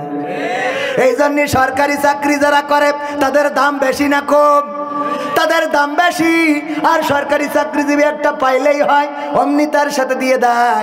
ওগো আমার ভাইরা, এই জন্য যুবকদেরকে বলি ওই ছাগল চুরি করে গুনাহ কামায়ও না, 14 ফেব্রুয়ারি গিয়ার মেরে না, কারণ এই গিয়ার মারা দুনিয়া এবং আখিরাত শেষ করে ফেলবে। যদি তুমি নামাজি হও, রোজাদার হও, আল্লাহওয়ালা হও, পরহেজগার হও, যদি তোমরা পরহেজগার হও, তাইলে আল্লাহ রব্বুল আলামিন তোমাদের জন্য সুন্দর রমণীর ব্যবস্থা করে দেবেন। বলেন সুবহানাল্লাহ। আল্লাহ ব্যবস্থা করে দিতে পারে না? পারে না? তুমি 14 তারিখে ঘুরে বেড়াও। আমি যুবকদেরকে বলি, ওগো আমার সোনা পাখিরা, 14 তারিখে ঘোরার কোনো দরকার নাই।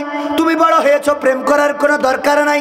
বরং রাসূলের হাদিস দিয়েও মা বাবাকে বলা যেতে পারে যে ওগো মা, ওগো বাবা, আল্লাহর নবী বলেছেন যদি স্বামী স্ত্রীতে মিলন করে তাও আল্লাহ রাব্বুল আলামিন তার আমলনামায় সওয়াব দিয়ে দেন। বলেন সুবহানাল্লাহ।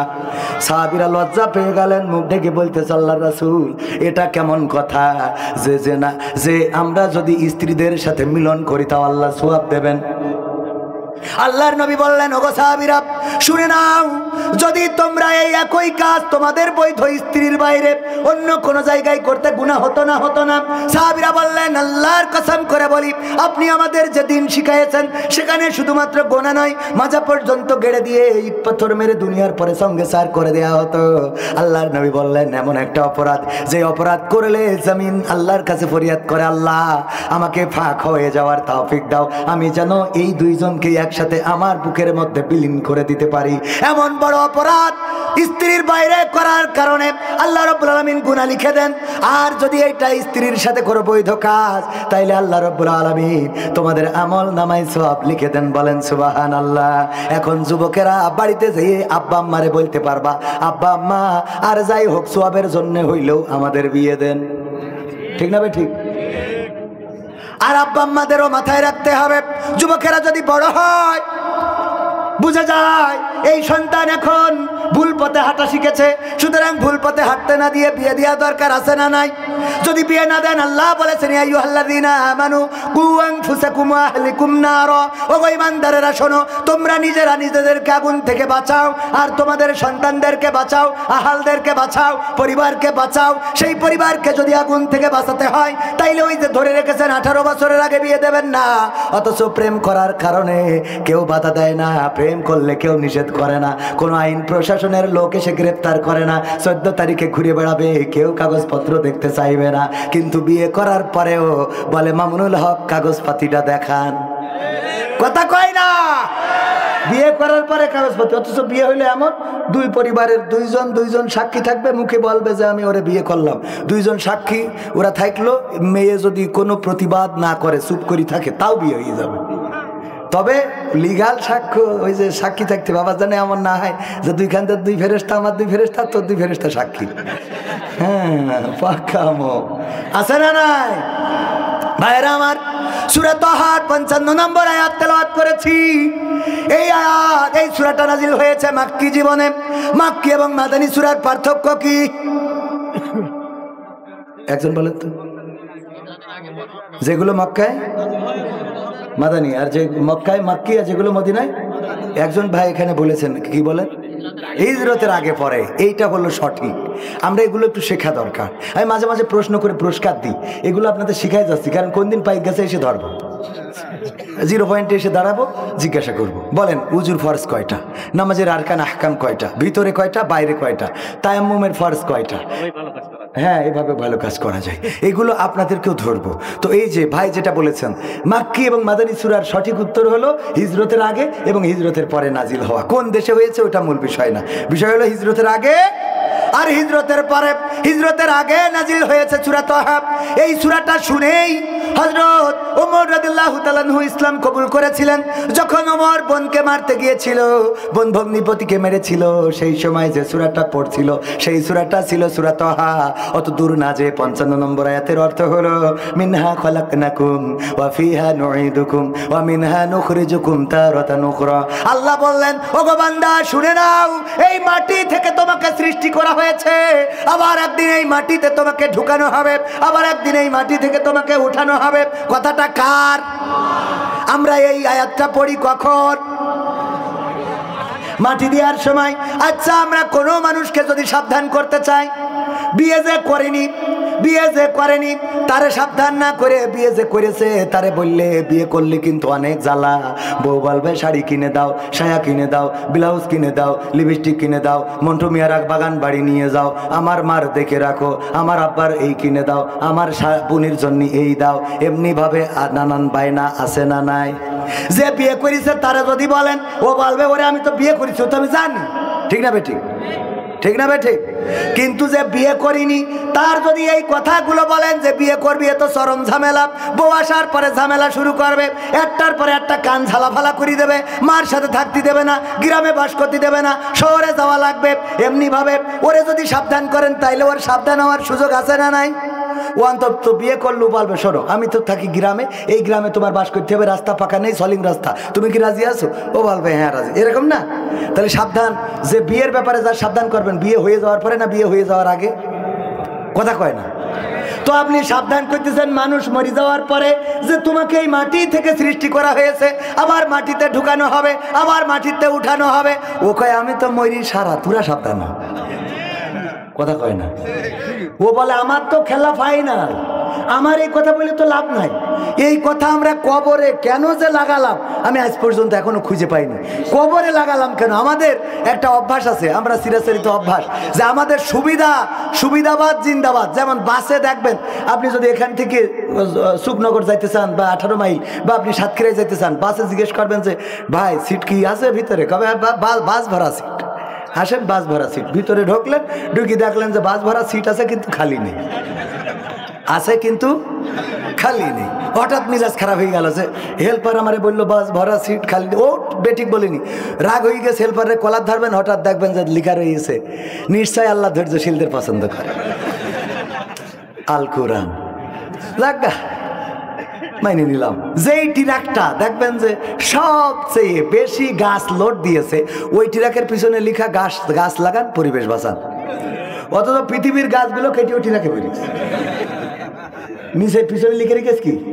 যেই বাসে লিখে রেখেছে যে নামাজ কায়েম করুন, ওই বাস ড্রাইভারে বলা হচ্ছে ভাই মাগরিবের রক্ত চলে যাচ্ছে, দাঁড়ান, কয় ওই স্ট্যান্ডে পড়বেন। ওর পিছনে লিখে থেকে রেখেছ কি? ও বলছে স্ট্যান্ডে যেই পড়বেন। তাহলে সহ্য না করি পারা যায়? আজকে একটা বাসের পিছনে দেখলাম লিখা রয়েছে যে শরীরের কোনো অংশ গাড়ির বাইরে রাখবেন না, মানে বাসের বাইরে রাখবেন না। গরমে দেখলাম অনেকেই জানলা এরাম করি বসে রয়েছে, অর্ধেক বাইরে অর্ধেক ভিতরে। ও হেল্পার নিষেধও করে না, তাই তুই পিছনে হাদিস লিখে রেখেছ, মানে কথা লিখে রেখেছে। হাদিস মানে তার রাসূলের হাদিস না, কথা। হাদিস মানে কি? কথা, বাণী। তো এই বাণী লিখে রেখেছে শরীর, তার মানে আমাদের কাজ হলো। তবে এগুলো শুনে যে মানুষ একদম মানে না তা না, অনেকেই মানে। এক চাষা নাকি আপনাদের পাইক গাছের এক হিন্দু চাষা বাসে উঠেছে, আমার আব্বা বলতো যে বাসে উঠে ওনার বুড়ির কোলের মধ্যে করে নিয়ে বসে রয়েছে জড়াই ধরে। তো মানসি দেখে একটু খারাপ ভাই, যুবক যারা ওরা হাসাহাসি করছে, বুড়ো বয়সে কি প্রেম, কোলের মধ্যে নিয়ে জড়ায়, মানে আপনাদের বয়সের। হ্যাঁ, আমার চাষার। তো একজন বলছে, সভাপতি বলছে, এই মুরব্বী আপনি তো বক্তা মানুষ, বোঝেন না, পাশে চড়িয়েছেন, একবার সিট তো একটা পাশে আছে, তো পাশে বসাইনো যায় না, কোলের মধ্যে নিয়ে। বলছে বাসে কি লিখে রেখেছে? তুমি মনে হয় লেখাপড়া জানো না। ওই যে দেখো কি লিখে রেখেছে, কি লিখা রয়েছে, নিজের মাল নিজে সাবধানে রাখুন। আমার মাল সাবধানে রাখবো না, তোমার কাছে ছাড়িয়ে দেবো আমি এখন। বাবা পাইছে মানুষ মানে না কিছু। এক ফকির ভিক্ষে করছে, পাইক গাছায় লিখা রয়েছে যে ফকির মুক্ত অঞ্চল। কি মুক্ত? ভিক্ষুক মুক্ত অঞ্চল। ওর নিচেই বসে ভিক্ষে করতে। আমাদের চাচা যাই বলছে, এই ফকির তোর কি আজকাল বোধ নেই? বাবু কি হয়ে মানে তুই লিখা কি আর নিচে করছিস কি? কি লিখা? আমি তো বাবু লেখাপড়া জানি না। বাস ওখানে লিখা রে ভিক্ষুক মুক্ত অঞ্চল, আর তুই তার নিচেই আসন গাড়ি বইছিস। বলছে লিখাও ঠিক আছে, আমিও ঠিক আছি। কি করে? বলছে আমি তো ভিক্ষে করছি না। কি করছি? বলছে আমি এখন গণতন্ত্র কোথায় ছিল যখন তারেক জিয়াকে রিমান্ডে নিয়ে নির্যাতন করে ব্যাকা করে বিদেশে পাঠাইছে, এখনো দেশে ফিরতে পারে নাই। গণতন্ত্র কোথায় ছিল? কথা কয় না। আমরা তো গণতন্ত্রের পক্ষে, সবার রাজনীতি করার অধিকার আছে, কিন্তু অপরাজনীতি করার অধিকার কাউকে দেওয়া হবে না। রাজনীতি করতে হলে অবশ্যই যেই রাজনীতি জনগণের কল্যাণে, মানুষের কল্যাণে, মানবতার কল্যাণে, সেই রাজনীতি করার অধিকার সবার আছে। কিন্তু যেই রাজনীতি মানুষের হাত রক্তাক্ত করে, আমার পিলখানার জনপ্রিয় দেশপ্রেমিক সেনা অফিসার নিহত হয়, আমার আলেম ওলামা শহীদ হয়, তাওহীদি জনতার বুকে গুলি চালানো হয়, ছাত্র জনতার রক্তে রঞ্জিত হয় রাজপথ, এই গণতন্ত্র আমরা চাই না। এই গণতন্ত্র কি চান? যদি এই গণতন্ত্র না চান, 1952-তে যেমন আমরা রক্ত দিয়ে ভাষা এনেছিলাম, 1971-এ রক্ত দিয়ে দেশ এনেছিলাম, 2024-এ রক্ত দিয়ে ফাঁসিবাদ স্বৈরাচার মুক্ত করেছি এই বাংলাদেশ, একইভাবে আল্লাহর জমিনে আল্লাহর দিন কায়েম করার জন্য ইসলামী আন্দোলনের নেতা কর্মীরা যদি ডাক দেয়, সেই ডাকে সাড়া দিয়ে রাজপথে থেকে যদি রক্ত ছড়াতে হয়, রক্ত ঝরিয়ে রক্তের সাগরে সাঁতার কেটে কেটে একটি রক্তাক্ত বিপ্লবী কালেমার পতাকা বাংলার জমিনে উড়াতে রাজি কারা কারা দেখতে চায়?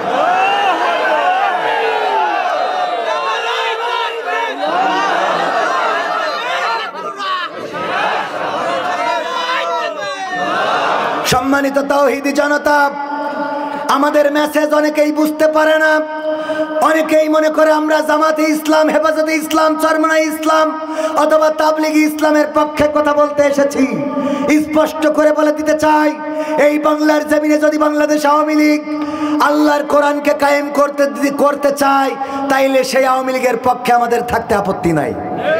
এই বাংলার জমিনে যদি বিএনপি কোরআনের রাজ কায়েম করে দিতে চাই, সংসদে যদি কোরআনের আইন দিয়ে চালাতে চাই, সেই বিএনপি করতে আমাদের কোনো আপত্তি নাই। কিন্তু এই বাংলাদেশে যদি জামাত ইসলামের মতো ইসলামী দল রাষ্ট্র ক্ষমতায় যাওয়ার পরে কোরআনের আইন দিয়ে দেশ না চালায়, এই জামাত ইসলামের বিপক্ষে রাজপথে নামতে আমাদের কোনো আপত্তি নাই। আমাদের মেসেজ এইটাই, আমরা কোন দলের নই। আমরা কার দলের? আমরা জামাত ইসলাম, হেফাজত ইসলাম, তাবলিগ ইসলাম, আওয়ামী লীগ ইসলাম, বিএনপি ইসলামেরও নই, আমরা আল্লাহর ইসলামের। ঠিক না বে ঠিক? আমি গ্যারান্টি দিয়ে বলছি, জামাত ইসলাম করলে জান্নাতে যাবেন এই গ্যারান্টি দিতে পারবো না, কিন্তু ইসলাম করলে জান্নাতে যাবেন সেই গ্যারান্টি আছে আমার কাছে। ঠিক না বে ঠিক? আপনি ইসলাম করেন, জামাত ইসলাম করতে কোনো হুজুর বলে না, প্রয়োজনও নাই। আপনি বিএনপি করেন, ইসলাম দিয়ে করেন। কে দিয়ে? ইসলাম দিয়ে ওজন দিবেন। যদি দেখেন যে ওকে ইসলামের মানদণ্ডে বিএনপি ঠিক, আমি বলবো সেইটাই ঠিক। কিন্তু ইসলামের মানদণ্ডে যদি জামাতের চরিত্র না মেলে, সেই জামাতও ঠিক নেই। কোরআনের সাথে যারা করবে দ্বন্দ্ব, তাদের সাথে কবু হবে না আপোষ। কোরআনের সাথে যারা করবে দ্বন্দ্ব, তাদের সাথে কবু হবে না আপোষ। জেল জুলুম হলেও হবে, জেল জুলুম হলেও হবে, বিবেকের কাছে তবু রব নির্দোষ। আমার রবের কাছে রব নির্দোষ, মহান প্রভুর কাছে রব নির্দোষ। কোরআনের সাথে যারা করবে দ্বন্দ্ব, তাদের সাথে কবু হবে না। কোরআনের কথা যারা বলে যায় আজ, তাদের দমাতে কত ফন্দি, কাউকে ধরে নিয়ে দিয়েছে ফাঁসি, কাউকে রেখেছিল বন্দি। কোরআনের কথা যারা বলে যায় আজ, তাদের দমাতে কত ফন্দি, কাউকে ধরে নিয়ে দিয়েছে ফাঁসি, কাউকে রেখেছিল বন্দি। হক কথা বললেই জ্বলে যায় গাব, কোরআনের কথা সইতে পারে না। হক কথা বললেই জ্বলে যায় গাব, কোরআনের কথা সইতে পারে না। জানি না তাদের আমাদের পরে কেন এত আক্রোশ। জেল জুলুম হলেও হবে, জেল জুলুম হলেও হবে, বিবেকের কাছে তবু রব নির্দোষ।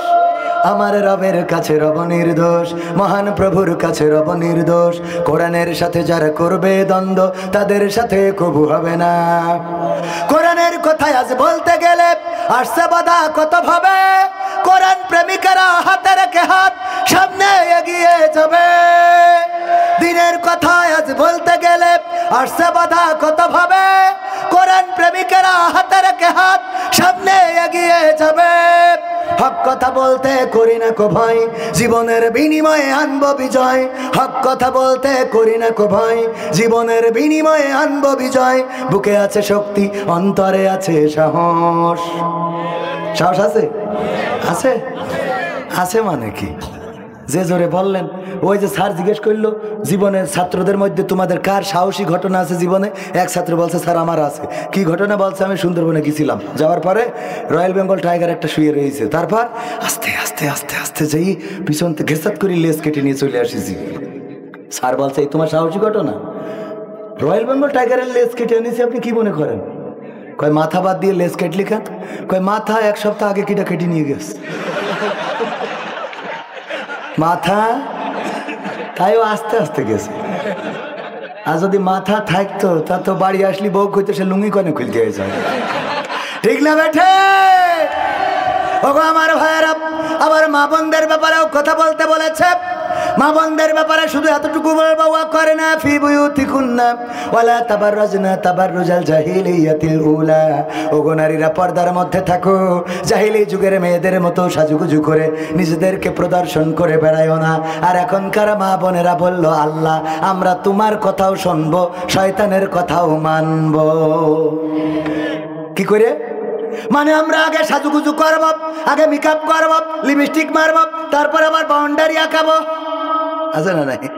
এনে কালো করি একটা বাউন্ডারি মারেন, এই বাউন্ডারি আঁকাবো, টিপ দেব, নুক্তা দেব, সব দেওয়ার পরে তারপরে বুরখা পরি চোখ দুটো দেখা যাবে, এই পরে যাব। যাওয়ার পরে বয়ফ্রেন্ডের সাথে ওই গদখালি ফুল বাগানে মন্টু মিয়ার বাগান বাড়ি যাওয়ার পরে আস্তে করে তার সামনে খুলে দেব, আবার বাড়ি আসার সময় পরিয়েতে চলে আসবো। তাহলে তোমার মনোরক্ষা করলাম, শয়তানও খুশি দেখলো। জোরে জোরে বলেন সুবহানাল্লাহ। না না নাউজুবিল্লাহ হবে, আমার ভুল হয়ে আছে। মা বোনেরা এই যে সাজুগুজু করে আবার আপনারা পর্দা করেন, বোরখা পরেন। আজকেও আমার ফোনে আমি একটা ছবি সেভ করে রেখেছি, ধরা খেয়েছে পতিতাবৃত্তির জন্যে। যাদেরকে ধরেছে দেখে মনে হয় সব ইসলামী আন্দোলনের নেত্রীরা, মানে সিয়ারা এবং বোরখা দেখে মনে হচ্ছে ইসলামী আন্দোলনের নেত্রী। আমি আপনাদের একেবারে দেখাতে পারবো, মনে করতে পারেন যে হুজুর বানাই বলছে, দেখাবো? এই যে একদম খাতা কলমে দেখাই দিচ্ছি, কারণ এইটা এসব না দেখলে আপনারা মনে করেন যে হুজুররা এসে এসব গল্প পাই কনে। এই কই আমি সেই সেভ রেখেছি। এই যে আপনারা দেখেন, একেবারে যদি দেখা যায় আর না গেলে আমাদের মিডিয়া দেখতে পাচ্ছে যে একেবারে পর্দা করে বুরখা পরে মনে হচ্ছে সব ফেরেশতা জান্নাতুল ফেরদাউস, এবং এদের আইডি সার্চ করলে দেখা যাবে সব আইডিতে লেখা নাম জান্নাতুল ফেরদাউস, অথচ শয়তানের আখড়া পতিতাবৃত্তি। এই যে দেখেন সব মনে আছে ছাত্রী সংস্থার নেত্রীরা, নাউজুবিল্লাহ।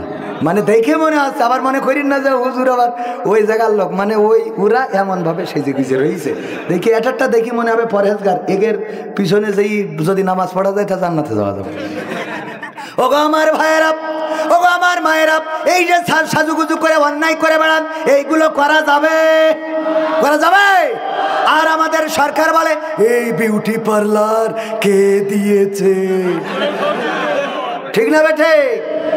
বিউটি পার্লার আল্লাহ বললো সাজুগুজু করা যাবে না, আর ওরা ওই মেশিন বসাই বলে এটা কে দিয়েছে, এটা নাই উন্নয়নের অংশ। আর এতে করে কি করছে আমার যুবকরা? এরা তেস মারা খায়।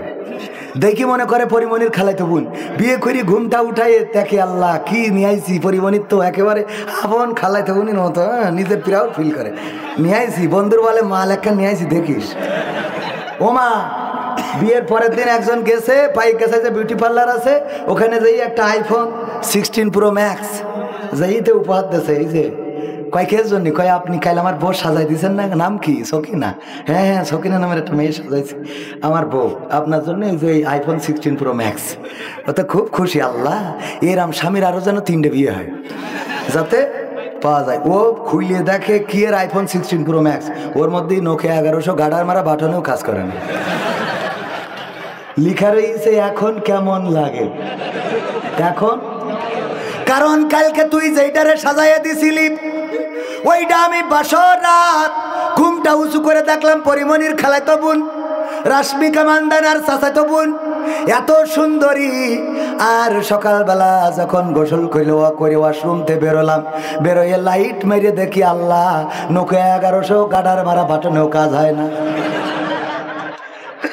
এখন কেমন এবার গান গাই, আমি পারি না আর পারি না, আমি কেন মরি না, আজরাইল কি চিনে না আমারে গো, আমি পারি না আর পারি না, হয়তো 2 দিন পরে মরবো, আগে মরলে কি ক্ষতি, ওরে এই দুনিয়ার রং তামাশা বুঝলাম না রে একরতি, ও আমার ঘরের রমণী সে যে কাল নাগিনী, আমারে বিউটি পার্লার বাজাইলো 12টায়, আমি পারি না আর পারি না। এই গান পুরুষরা গাই বলে, নিজেদের দিকে গেয়েছে, আমি পারি না আর পারি না, আমি কেন মরি না, আজরাইল কি চিনে না আমারে গো। আর আমার মা বোনেরা যদি গাইতো তাইলে ওরা গাইতো এইভাবে, আমি পারি না আর পারি না, আমার স্বামী কেন মরে না, আজরাইল কি চিনে না আমার স্বামী রে গো, আমি পারি না আর পারি না। এমন মা বোন আছে না নাই, বলে তুমি মরো না কেন, আল্লাহ তোমারে তুলে নেয় না কেন, এত মানুষের মরা খবর পায়, তোমার মরা খবর পায় না কেন। বিশ্বনবী বললেন, ওগো নারীরা, নারীরা অধিকাংশই জাহান্নামী অপরাধ হিসাবে। সাহাবীরা জিজ্ঞাসা করলেন অপরাধ কি, বলল মেজর কারণ হলো 2টা বড় কারণ, 2টা বড় কারণের মধ্যে 1 নম্বর কারণ হলো নারীরা তাদের স্বামীর নাশুকুরি করে। কি করে?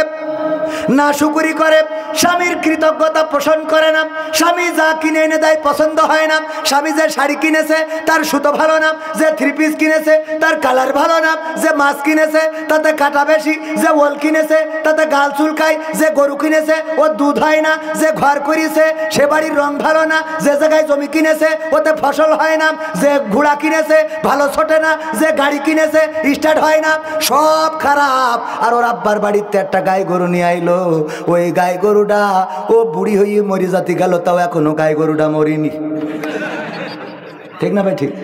ওই একটা গাই গরু, তাও কোন গাই গরু, যেই গাই গরু একবার বাজারে তোলার পরে মানুষ এসে জিজ্ঞেস করছে গরুর দুধ হয় কটুক, বলছে গাই জ্বালায় গায়ে বাসে না, দুধ হয় কটুক।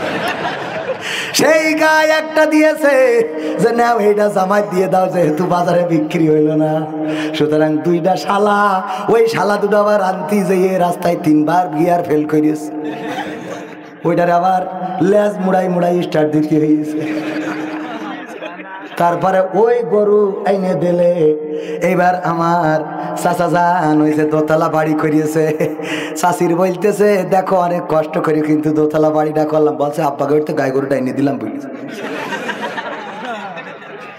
ঘের কতবার ছিল 5 বিঘা, এবার 10 বিঘে, বলতেছে চলো একটু ঘেরের পাশে ঘুরে বেড়াবা, ঘেরের কাছে যেই বলছে আব্বাকে বাড়িতে গাই গরুটা না আনলে এই 5 বিঘা নিতে পারতে।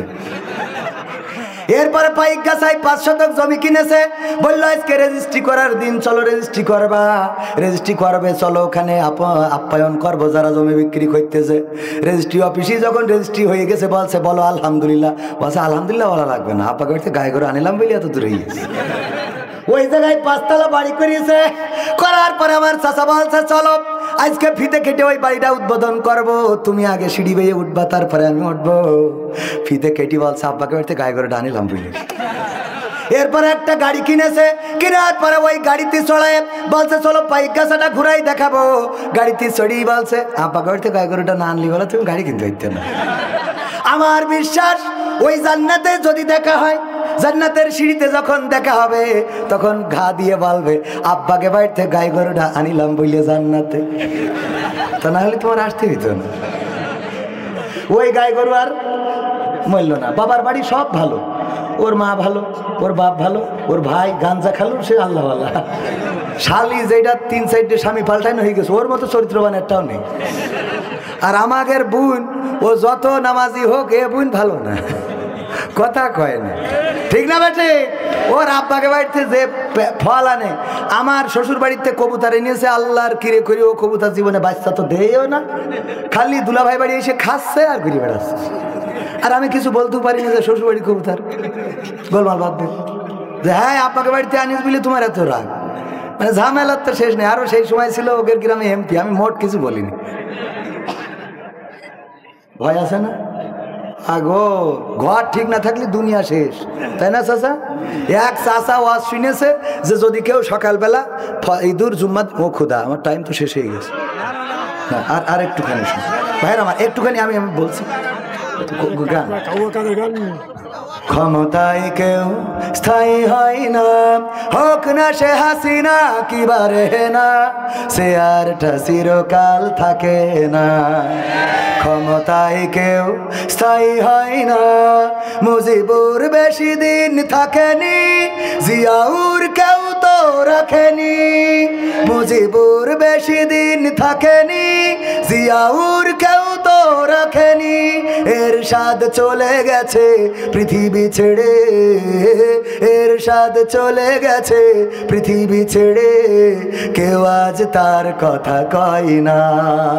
ক্ষমতায় কেউ স্থায়ী হয় না, হাসিনা ক্ষমতা ধরে রাখতে আয়না ঘর বানিয়েছিল, জনগণের রোশানলে দাদার দেশে পালিয়ে গেল। হাসিনা ক্ষমতা ধরে রাখতে আয়না ঘর বানিয়েছিল, জনগণের রোশানলে দাদার দেশে পালিয়ে গেল। ডিবি হারুনের পাশে আর, ডিবি হারুনের পাশে আর পরিমণিদের দেখা যায় না। ক্ষমতায় কেউ স্থায়ী হয় না, হোক না সে হাসিনা কিবারে না, সে আরটা চিরকাল থাকে না। ঠিক না ঠিক? গান মানে গান শোনাবো না হজ শোনাবো না হজের হক আদায়? আজকে যে আয়াতটা নিয়ে কথা বলতে চাইলাম, এই আয়াত আমরা পড়ি কোথায়? কবরে। এই আয়াত নিয়েও যদি কথা বলি তাও 2 ঘন্টা লাগবে। তো শর্টকাটে বলি, এই আয়াত কবরে পড়ার জন্য না, এই আয়াতের পরে অবিচার করেন, এই আয়াতের পরে অবিচার করা হয়, জুলুম করা হয়। এই জুলুম কি আপনারা করতে রাজি আছেন? যদি না থাকেন তাইলে আজকে জুলুম করা হবে না কোন জায়গায় পড়লে সেটা কি শিখাই দেব? শিখবেন? শিখবেন? ওগো আমার ভাইয়েরা, ওই যে প্রথমেই উদাহরণ দিয়েছিলাম, যে বিয়ে করেছে তার বিয়ে সম্বন্ধে সাবধান করে লাভ নাই, যে করে নাই তারে সাবধান করা দরকার। এই আয়াতটা প্রথমে নাজিল হয়েছিল মুসা আলাইহিস সালামের উপরে, ফিরাউনকে বলে শোনানোর জন্য। আল্লাহ বললেন, যাও মুসা, যে শিগগিরই ফিরাউনরে শান্ত করো, তারে থামাও, কারণ সে বাউন্ডারি ক্রস করেছে, সে এত জুলুম শুরু করেছে, তারে সাবধান করো। মুসা আলাইহিস সালাম বললেন, কি করে সাবধান করব? তারে তুমি বলবা আমি নবী, আল্লাহর তরফ থেকে এসেছি, আল্লাহ যদি না মানে তাইলে তুমি হাতের লাঠি ছেড়ে দিবা, সাপ হয়ে যাবে। যদি না মানে বগলের নিচ থেকে হাত বের করবা, আগুন চমকাবে। যদি তাও না মানে তাইলে তারে নরম করে বুঝাবা, সফটলি তারে শোনাবা। মিনহা খলাকনাকুম, পড়েন, মিনহা খলাকনাকুম ওয়া ফিহা নুঈদুকুম ওয়া মিনহা নুখরিজুকুম তারাতান নুখরা। ওগো ফেরাউন, এই আয়াতটা নাজিল হয়েছে কার পরে? মুসার পরে। কার পরে? প্রথমে নাজিল হয়েছে কার পরে? মুসার পরে। মুসা ফিরাউন রে বলো, ওগো ফেরাউন, এই মাটি থেকে তোমাকে সৃষ্টি করা হয়েছে, আবার এই মাটিতে তোমাকে ঢুকানো হবে, আবার একদিন এই মাটি থেকে তোমাকে জীবন্ত করে উঠানো হবে। সুতরাং এত ক্ষমতার বড়াই দেখায় লাভ নাই, এত পাওয়ার দেখায় লাভ নাই। তুমি বলো আনা রব্বুকুমুল আলা, এই বলে লাভ নাই, কারণ রব বলে একজন আছেন যিনি তোমারে মাটি থেকে সৃষ্টি করেছে, আবার মাটিতে ঢুকাবে, আবার মাটিতে উঠাবে। এই কথা বলার জন্য মুসাকে পাঠাইলো কোথায়? আর আমরা এই কথা বলার জন্য যাই কোথায়? তাহলে কি জুলুম করি না? করি না? এখন এই আয়াত তাহলে কোনে পড়তে হবে? ডক্টর ইউনূস উনার কাছে যেয়ে বলতে হবে, মিনহা খলাকনাকুম। আমি আমার বিএনপির ভাইদের বলেছি, যারা নির্বাচন চান অতি তাড়াতাড়ি নির্বাচনের দরকার, এইভাবে বললে হবে না। সুজা চলে যান ডক্টর ইউনূসের কাছে, আর যেয়ে বলেন, মিনহা খলাকনাকুম ওয়া ফিহা নুঈদুকুম ওয়া মিনহা নুখরিজুকুম তারাতান উখরা। ওগো ইউনূস, এত ক্ষমতার বড়াই দেখায় লাভ কি? মাটিতে বানাইছে, মাটিতে ঢুকাবে, আবার মাটিতে একদিন জীবন্ত করে উঠাবে। সুতরাং তোমার দায়িত্ব হলো নির্বাচন দেওয়া, আগে নির্বাচন দিয়ে তাড়াতাড়ি করে সিয়াস ছাড়ো। কথা বোঝা গেছে তো? কোনে পড়তে হবে?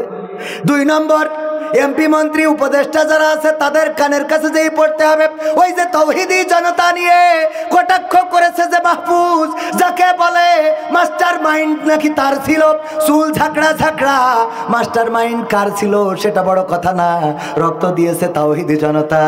আপনি তাওহীদি জনতাকে কটাক্ষ করবেন তা হবে না, ওরে বলতে হবে মিনহা খলাকনা। তারতা নখরা ওগো ওগো মাহফুজ ওগো উপদেষ্টা তাওহীদি জনতা নিয়ে কটাক্ষ করো না, তোমারে মাটিতে বানাইছে, মাটিতে ঢুকাবে, মাটিতে উঠাবে।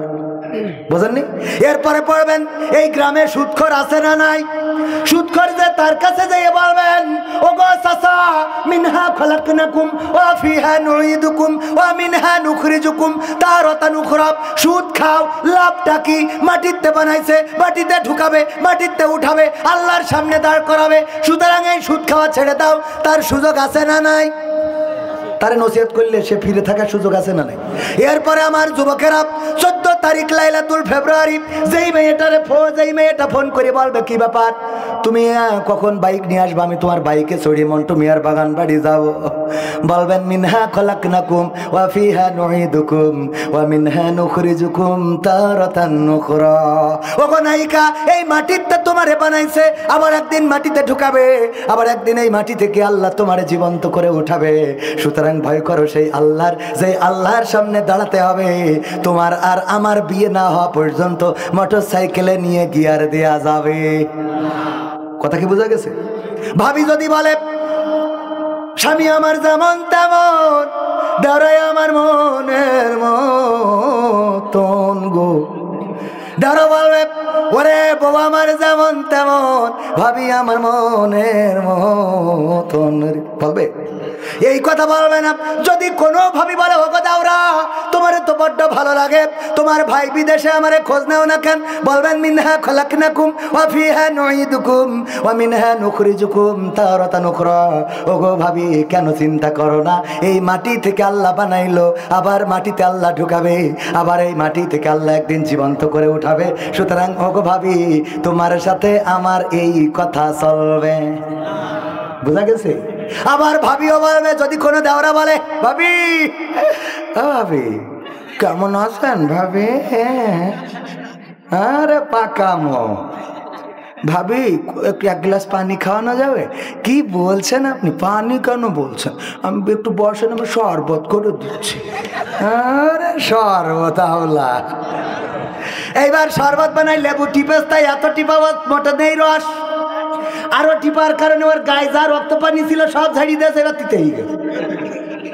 লবণ দিতে যাইয়ে আবেগে 1 চিমটির জায়গায় 3 চিমটি মারিয়ে দিয়েছে। তিতে আর লবণ মিলে মনে হচ্ছে এর থেকে গু ঘুলাই খাওয়া ভালো।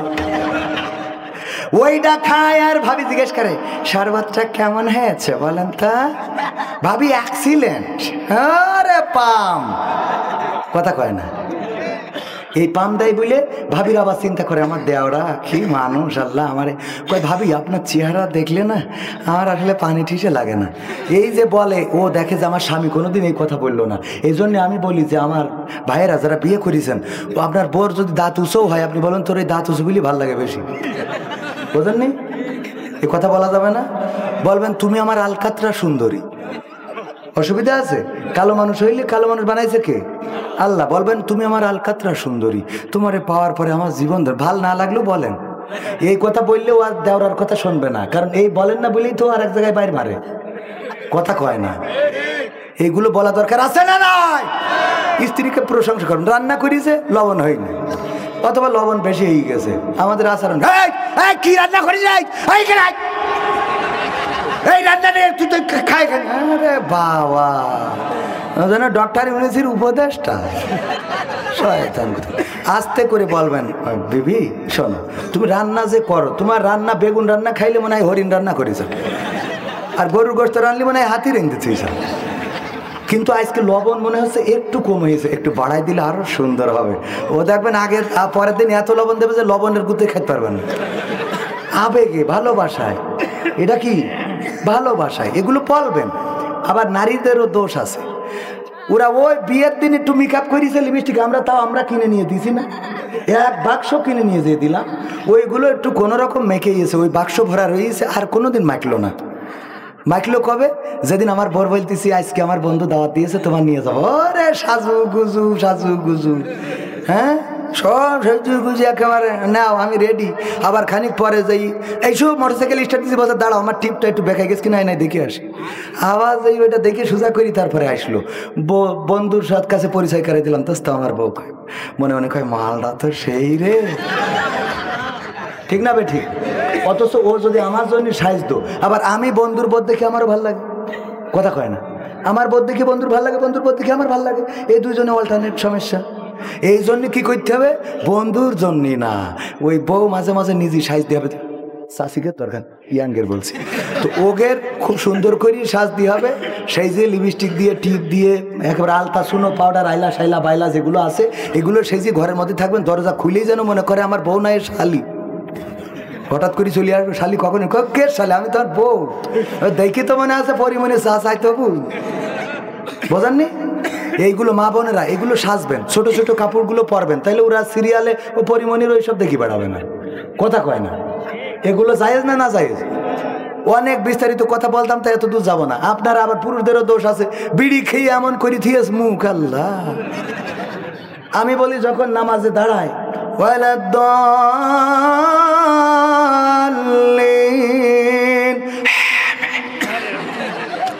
এই যে আমিন বললো মুখ দিয়ে বেরোইলো, ফেরেশতা খাতা থুয়ে চলে যায় যে পরে আসবো, এখন আর লেখবো না, লেখবো তোর নামাজ শেষ হোক আগে, কারণ তোর মুখিতে যা বেরোয় গেছে তা আমি আর এখানে দাঁড়াতে পারলাম না, ঠিক না বে ঠিক? আমাদের কলেজের এক টিচার, ওর গল্প প্রায়ই বলি। ও সমবয়সী এক চাচা ছিল, চাচারে বিয়ে দিয়ে নিয়েছে, আনার পরে অনেকদিন পরে চাচার জিজ্ঞেস করে, চাচা কি দিনকাল চাচির সাথে যাচ্ছে? ভালো।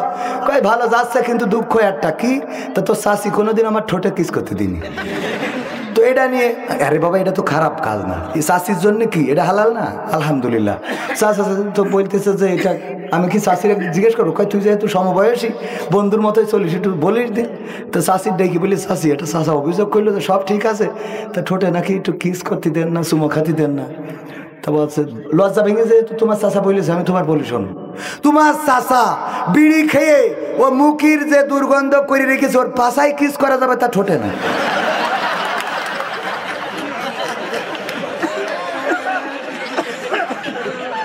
কথা কি বোঝা গেছে?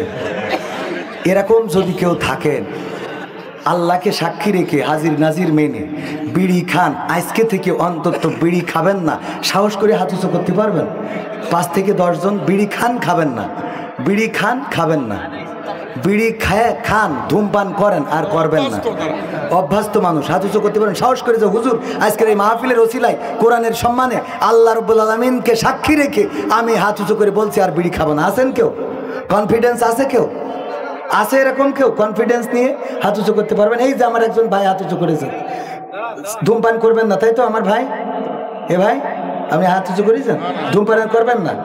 হ্যাঁ ওই ভাই হাত। আর কেউ? আর কেউ আছেন? সাহস করে সেদিন কেশবপুর একজন ভাই হাত উঁচু করেছেন, সাহস করে, আমার জন্য না ভাই, পরকালে বেইজ্জতি হবেন লাখ লাখ মানুষের সামনে। আজ যদি 10 জন অন্তত তওবা করেন, ওই আরেকজন হাত। আর কেউ হাত উঁচু করেছেন? অন্তত 10 জন চাই যে যারা আজকে ধূমপান, আজকের মাহফিলটা ধূমপান মুক্ত হোক, 10 জন মানুষ আমি চাই। আছেন 10 জন? যদি থাকেন সেই 10 জনের আমি আমার লেখা গানের বই আমি গিফট করব। যদি থাকেন স্টেজে আসতে পারেন, যে আর সিগারেট খাবো না, কোরআনের সম্মানে আল্লাহকে সাক্ষী রেখে আসতে পারবেন 10 জন? আমার ক্যামেরাম্যানকে বলবো বই দেওয়ার জন্য। আসতে পারবেন 10 জন?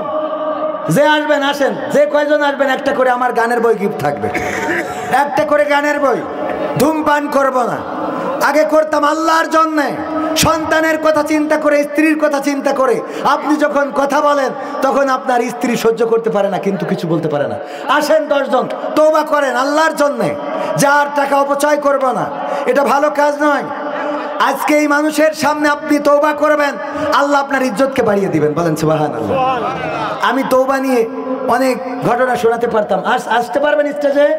আসেন 4 জন 5 জন, যে যা আসবেন আমার পক্ষ থেকে একটা করে বই গিফট থাকবে। আসেন। ধূমপান করেন, করবেন না, একটা মাহফিল আমি আগেই বলেছি একটা করে পরিবর্তন হোক। কয়টা করে? একটা করে। একজন আমার ভাইজান, নাম কি শুনে? শাহিন সর্দার, মাশাআল্লাহ। আরো আসতে মনে হয়, আরো আসছেন ওনারা না উঠে চলে যাচ্ছেন? এই আমার বই কই, ক্যামেরা পারসন কই? আমার আরো যারা আসবে একসাথে আসলে সবাইকে দেবো। আমার ক্যামেরা পার্সনকে বলবো অন্তত যারা ধূমপান ছেড়ে দিবেন আজকে এই মাহফিল কাজে লাগুক। মুরব্বীদের জন্য কাজ দিতে চাইছিলাম, দেবো একটা কাজ। দেব। তার মধ্যে আমরা দেখি কয়জন এসে দাঁড়ায়। মুরব্বীদের এই কাজটা একটু পিছনে দাঁড়াবে, আমাদের ক্যামেরা পার্সন আছে, তারা সবাই আমার ভাইদেরকে দেখে নেবেন যে আমাদের এই ভাইগুলো আল্লাহর জন্য, আমার জন্য নয়, আল্লাহর জন্য, পরিবারের জন্য অপচয় করা এবং এই হারাম কাজটা থেকে বিরত থাকবেন। আল্লাহ আমার ভাইজানদেরকে, আর কয়জন আসে আমরা দেখা যাক এসে দাঁড়াতে পারেন। ওগো আমার চাচা জানেরা, মুরব্বীদের জন্য একটা কাজ, সেটা হলো মসজিদে যারা যাবেন খালি পকেটে যাবেন না, টাকাও নিতে হবে না। দোকান থেকে কিছু চকলেট, কিছু কাঠি লজেন কিনে নিয়ে যাবেন, কিছু বিস্কিট নিয়ে যাবেন। আর ছোট ছোট বাচ্চা যারা আসে তাদের হাতে এই বিস্কিটগুলো দিবেন, কাঠি লজেন দিবেন, আর বলবেন নামাজে আসলে কিন্তু কাঠি লজেন পাবা, আগামী ওক্তে আসো, কালকে আসো। এই কাজগুলো কি মুরব্বীরা করা যাবে? মুরব্বীদের এই কাজগুলো কেন করতে দিলাম? ওরা তো জুম্মার দিন যখন বাচ্চারা যায় আত্তাহিয়াতু পড়ে, কিভাবে জানেন? আত্তাহিয়াতু লিল্লাহি ওয়া সালাতু, কাজ ছেলেরা হাসাহাসি করছে, আত্তাহিয়াতু লিল্লাহি ওয়া সালাতু, নামাজ শেষ হোক তারপর ধরবো আল্লাহুম্মা সাল্লি আলা মুহাম্মাদ। কাজ ছেলে যে হাসতেছে, শয়তানের বাচ্চা। আল্লাহুম্মা সাল্লি আলা মুহাম্মাদ ওয়া আলা আলি মুহাম্মাদ। হুজুর সালাম ফিরে না কেন রে? ধরবো আসসালামু আলাইকুম ওয়া রাহমাতুল্লাহ। আসসালাম। এই কাজ ছেলে নাই, এই কাজ ছেলেরা চিল্লাচিল্লি করতে আসে না? নাই। কয়জন এসেছে আমার ভাইয়েরা? 5-6 জন এসেছেন, মাশাআল্লাহ। 4 জন, আমার 4 জন ভাই আল্লাহকে সাক্ষী রেখে হাজির নাজির মেনে ধূমপান এটা আপনার সন্তানের জন্য ক্ষতিকর। ছোট বাচ্চা শিশুকে যখন কোলে নেন, আপনার মুখ থেকে যখন আদর করেন, তখন এই বাচ্চার ক্ষতি হয়, যে ক্ষতি আপনি কল্পনাও করতে পারেন না। আমার ভাইদেরকে বলবো যে সেই বাচ্চার কথা চিন্তা করে, যে স্ত্রী আপনার ঠোঁটের সাথে ঠোঁট লাগাতে ঘৃণা বোধ করে, যে এত দুর্গন্ধ, সেই স্ত্রীদের কথা চিন্তা করে এবং টাকা অপচয় রোধ করার জন্যে আপনারা ধূমপান ছেড়েছেন। এই জন্যে আমার লেখা এই বইটা, ইসলামের বেসিক নলেজ, আল্লাহ যেন কবুল করেন। আলহামদুলিল্লাহ, মাশাআল্লাহ। আর কোন ভাই? আমার চাচা যান। চাচা, পরকালে কবরের পাড়ি জমাতে হবে, আর আমরা ধূমপান করবো না ইনশাআল্লাহ। চাচা, আল্লাহ যেন আমাদের কবুল করেন। চাচা, মাশাআল্লাহ। তারপরে আমার ভাইজান যুবক মানুষ, মাশাআল্লাহ। আমার যুবক এত সুন্দর করে যাচ্ছে, যুবক আল্লাহ কবুল করুন। আল্লাহু আকবার, আল্লাহু আকবার, আল্লাহু আকবার। আলহামদুলিল্লাহ। আর কেউ যদি আজ থাকেন, এখনো আমি বই দেবো, কোনো অসুবিধা নেই। আমাদের ভাইজান, লজ্জা পাওয়ার কিছু নেই। পরকালের ময়দানে কোটি কোটি মানুষের সামনে লজ্জায় পড়ে যেতে হবে, বরং এখানে আপনি তওবা করলেন, আপনি নিজেও কল্পনা করতে পারলেন না আপনার ইজ্জত আল্লাহ কত বাড়িয়ে দিয়েছে। বলেন সুবহানাল্লাহ। আল্লাহ রাসূলের এক মহিলা সাহাবী এসে বলছে, রাসূল জিনা করেছি। আল্লাহ রাসূল বললেন, তোমার উপরে সঙ্গে সার ফরজ হয়েছে, কিন্তু তোমার গর্ভে কি বাচ্চা এসেছে? বললো, হ্যাঁ, আমি প্রেগনেন্সি। বললো, যদি তাই হও তাহলে এই বাচ্চা ভূমিষ্ঠ না হওয়া পর্যন্ত শাস্তি কার্যকর করতে পারবো না। ওই মহিলা চলে গেলেন। বাচ্চা হওয়ার পরে কোলে নিয়ে চলে আসলেন, আল্লাহ রাসূল, আমার বাচ্চা হয়েছে, এখন আমার সঙ্গের সারটা আপনি কার্যকর করেন। আল্লাহ রাসূল বললেন, তোমার এই বাচ্চার হক রয়েছে, 2.5 বছর দুগ্ধ পান করাতে হবে। দুগ্ধ পান করা শেষ হলে তারপরে তুমি আসতে পারবা। ও যতদিন নিজে দুনিয়ার খাবার না খাইতে পারবে, তোমার বুকের দুগ্ধ খাবে, ততদিন তোমার সঙ্গে সার করা যাবে না। ওই মহিলা চিন্তা করলো, আল্লাহ, যদি আমি মারা যাই তাইলে আমার তো তওবা করা হলো না, আমি তো জাহান্নামে চলে যাব।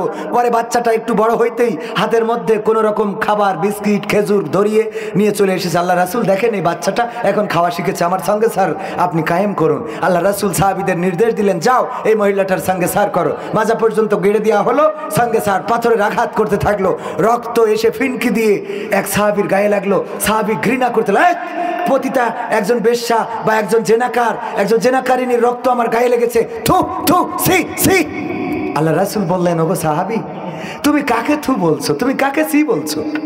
অথচ এই মহিলাটার তওবাটা আল্লাহ এত বড় করে কবুল করেছেন যে যদি গোটা দুনিয়ার মানুষের এই তওবা ভাগ করে দেওয়া হতো, তাও গোটা দুনিয়ার মানুষের ভাগ করে দেওয়ার পরেও অর্ধেক এই মানুষটার আমল নামায় থেকে যেত। অর্ধেক কার আমল নামায় থাকতো? এই মহিলাটার আমল নামায় থাকতো। তার তওবাটা আল্লাহ এত বড় করে কবুল করেছেন। সুতরাং এই ধূমপান ছেড়ে দিতে চেয়েছেন যে 4 জন আজকে মানুষের সামনে এসেছেন, এটাতে বেইজ্জতি হননি, বরং ইজ্জত বাড়িয়ে দেওয়ার মালিক কে? আল্লাহর জন্য তওবা করেছেন, আমার জন্য না। পরিবারের জন্য, সন্তানের জন্য, সংসারের জন্য প্রতিদিন যে টাকাগুলো নষ্ট করে আল্লাহ। মুরব্বীদের জন্য তাইলে কাজ একটা, ওই যে আত্তাহিয়াতু পড়িয়ে খালি শুধু বাচ্চাদের ধমক দিয়ে এটা না করে বাচ্চাদের জন্য চকলেট নিয়ে যাবেন, কাঠি লজেন, চুষি লজেন, এটা নিয়ে যে সুন্দর করে তাদের দিবেন, দিয়ে বলবেন যে বাবা দেখো চিৎকার চেঁচামেচি করবা না, চকলেট দেবো, আগামীতে এসে নামাজ পড়বা, ঠান্ডা হয়ে আবার চকলেট দেবো, দেখবেন ওই বাচ্চাটা খুব খুশি হয়ে যাবে। মাত্র কয় টাকার চকলেট, এগুলো করা যাবে না চাচা? হ্যাঁ, এ ঘেরের চিংড়ি বেশি করবেন কি, মাঝে মাঝে কিছু খাওয়াবেন, আল্লাহ কবুল করুন। যুবকদের জন্য কয়টা কাজ? 5টা। এইটা দেওয়ার আগে কাদের কাকার গানটা শোনায় না, সময় একটু নিয়েই নিলাম। এমপিরা সব কোথায় গেল, মন্ত্রীরা সব কোথায় গেল, কোথায় কাদের কাকা, তাদের সারা দেশটা এখন লাগে ফাঁকা ফাঁকা। পালাবো না, প্রয়োজন হলে ফখরুলের বাসায় গিয়ে উঠবো। পালাবে না, পালাবে না, যাই না তবু দেখা, পালাবে না, পালাবে না, যাই না তবু দেখা। তাদের সারা দেশটা এখন লাগে ফাঁকা ফাঁকা, ওদের সারা দেশটা এখন লাগে ফাঁকা ফাঁকা। আইন মন্ত্রী আটকে গেল আইনেরই ফাঁকে, দাড়ি সারা দরবেশের ভণ্ড ভণ্ড লাগে। ঠিক না বেঠে? আইন মন্ত্রী আটকে গেল আইনেরই ফাঁকে, দাড়ি ছাড়া দরবেশের ভণ্ড ভণ্ড লাগে। শুনছি কত নেতা নেত্রী খাইতেছে ভাই ডান্ডা, বিচারপতি কালামানিকের ফাটিয়েছে আন্ডা। পলকের ঝলক গেল, পলকের ঝলক গেল থামিয়ে নেটের চাকা। তাদের সারা দেশটা এখন লাগে ফাঁকা ফাঁকা, ওদের সারা দেশটা এখন লাগে ফাঁকা ফাঁকা। কই গেল সেই সংসদেতে মমতাজের গান, কোথায় গেল হযরত বালা স্বামী মুসলমান? ঠিক না বেঠে? এখন আর মমতাজ কি গান শোনায় না? শোনাই না, কারণ যতদিন পেয়েছে ততদিন গেয়েছে, যতদিন খেয়েছে ততদিন গেয়েছে, যতদিন নিয়েছে ততদিন গেয়েছে রে। যখন নেয়া বন্ধ হয়েছে তখন অমনি গাওয়াও বন্ধ হয়ে গেছে। আমি বললাম ওগো মমতাজ আপা, তুমি তো বড্ড নেমো খারাম, তোমার মতো স্বার্থপর, তোমার মতো বেঈমান তো পাওয়া যায় না। যতদিন খাইলে ততদিন গাইলে, এখন নেত্রী চলে যাওয়ার পরে কেন গান শোনাও না? তোমার তো এখন গান গাওয়ার দরকার। আমার সোনার ময়না পাখি, কোন বা দোষে দাদার কাছে গো,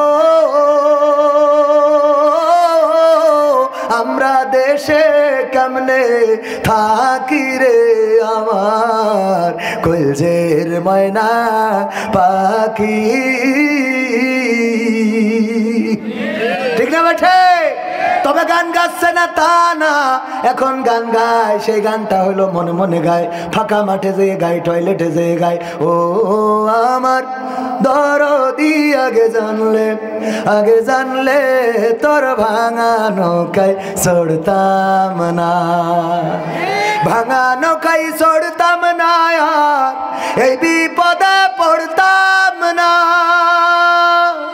ভাঙা নৌকায় চড়তাম না, আর এই বিপদে পড়তাম না। ওরে বর্ডারেতে খাইলাম ধরা, বিসিটাও তো পাইলাম না। আগে জানলে, আগে জানলে তোর ভাঙা নৌকায় চড়তাম না। ঠিক না বেঠে? মন চাই যে আরো কথা শোনায়, কিন্তু সময়ের অভাব, আজ আর না, আগামীতে ইনশাআল্লাহ। আলহামদুলিল্লাহি রাব্বিল আলামিন। রব্বানা যালামনা আনফুসানা ওয়া ইল্লাম তাগফির লানা ওয়া তারহামনা লানাকুনান্না মিনাল খাসিরিন। রব্বানা আতিনা ফিদ দুনিয়া হাসানাতাও ওয়া ফিল আখিরাতি হাসানা ওয়া কিনা আযাবান নার। ওগো আল্লাহ, তোমার কাছে কাজ করে ফরিয়াদ করি, আজকে আমরা যারা হাত তুলেছি গুনাহগার বান্দা, জীবনে এমন অনেক গুনাহ করেছি যেই গুনার খবর যদি মা জেনে যেত, ওগো আল্লাহ, তাইলে আমাদের ভাত রান্না করে খাওয়াতো না। যদি বাবা জেনে যেত বাড়িতে জায়গা দিত না। যদি বন্ধু বান্ধব জেনে যেত বন্ধুত্ব থাকতো না। জীবনে এমন অনেক গুনাহ আছে যেই গুনার খবর সন্তান জানলে বাবা বলে ডাকতো না। স্ত্রী যদি জেনে যেত আল্লাহ সংসার করতো না। জীবনে এমন অনেক গুনাহ আছে, তোমার কাছে কাজ করে ফরিয়াদ করি, তুমি দয়া করে তোমার গফুর গাফফার নামের ওসিলায় উসিলায় আমাদের সকলের জীবনের গুনাহগুলো মাফ করে দাও।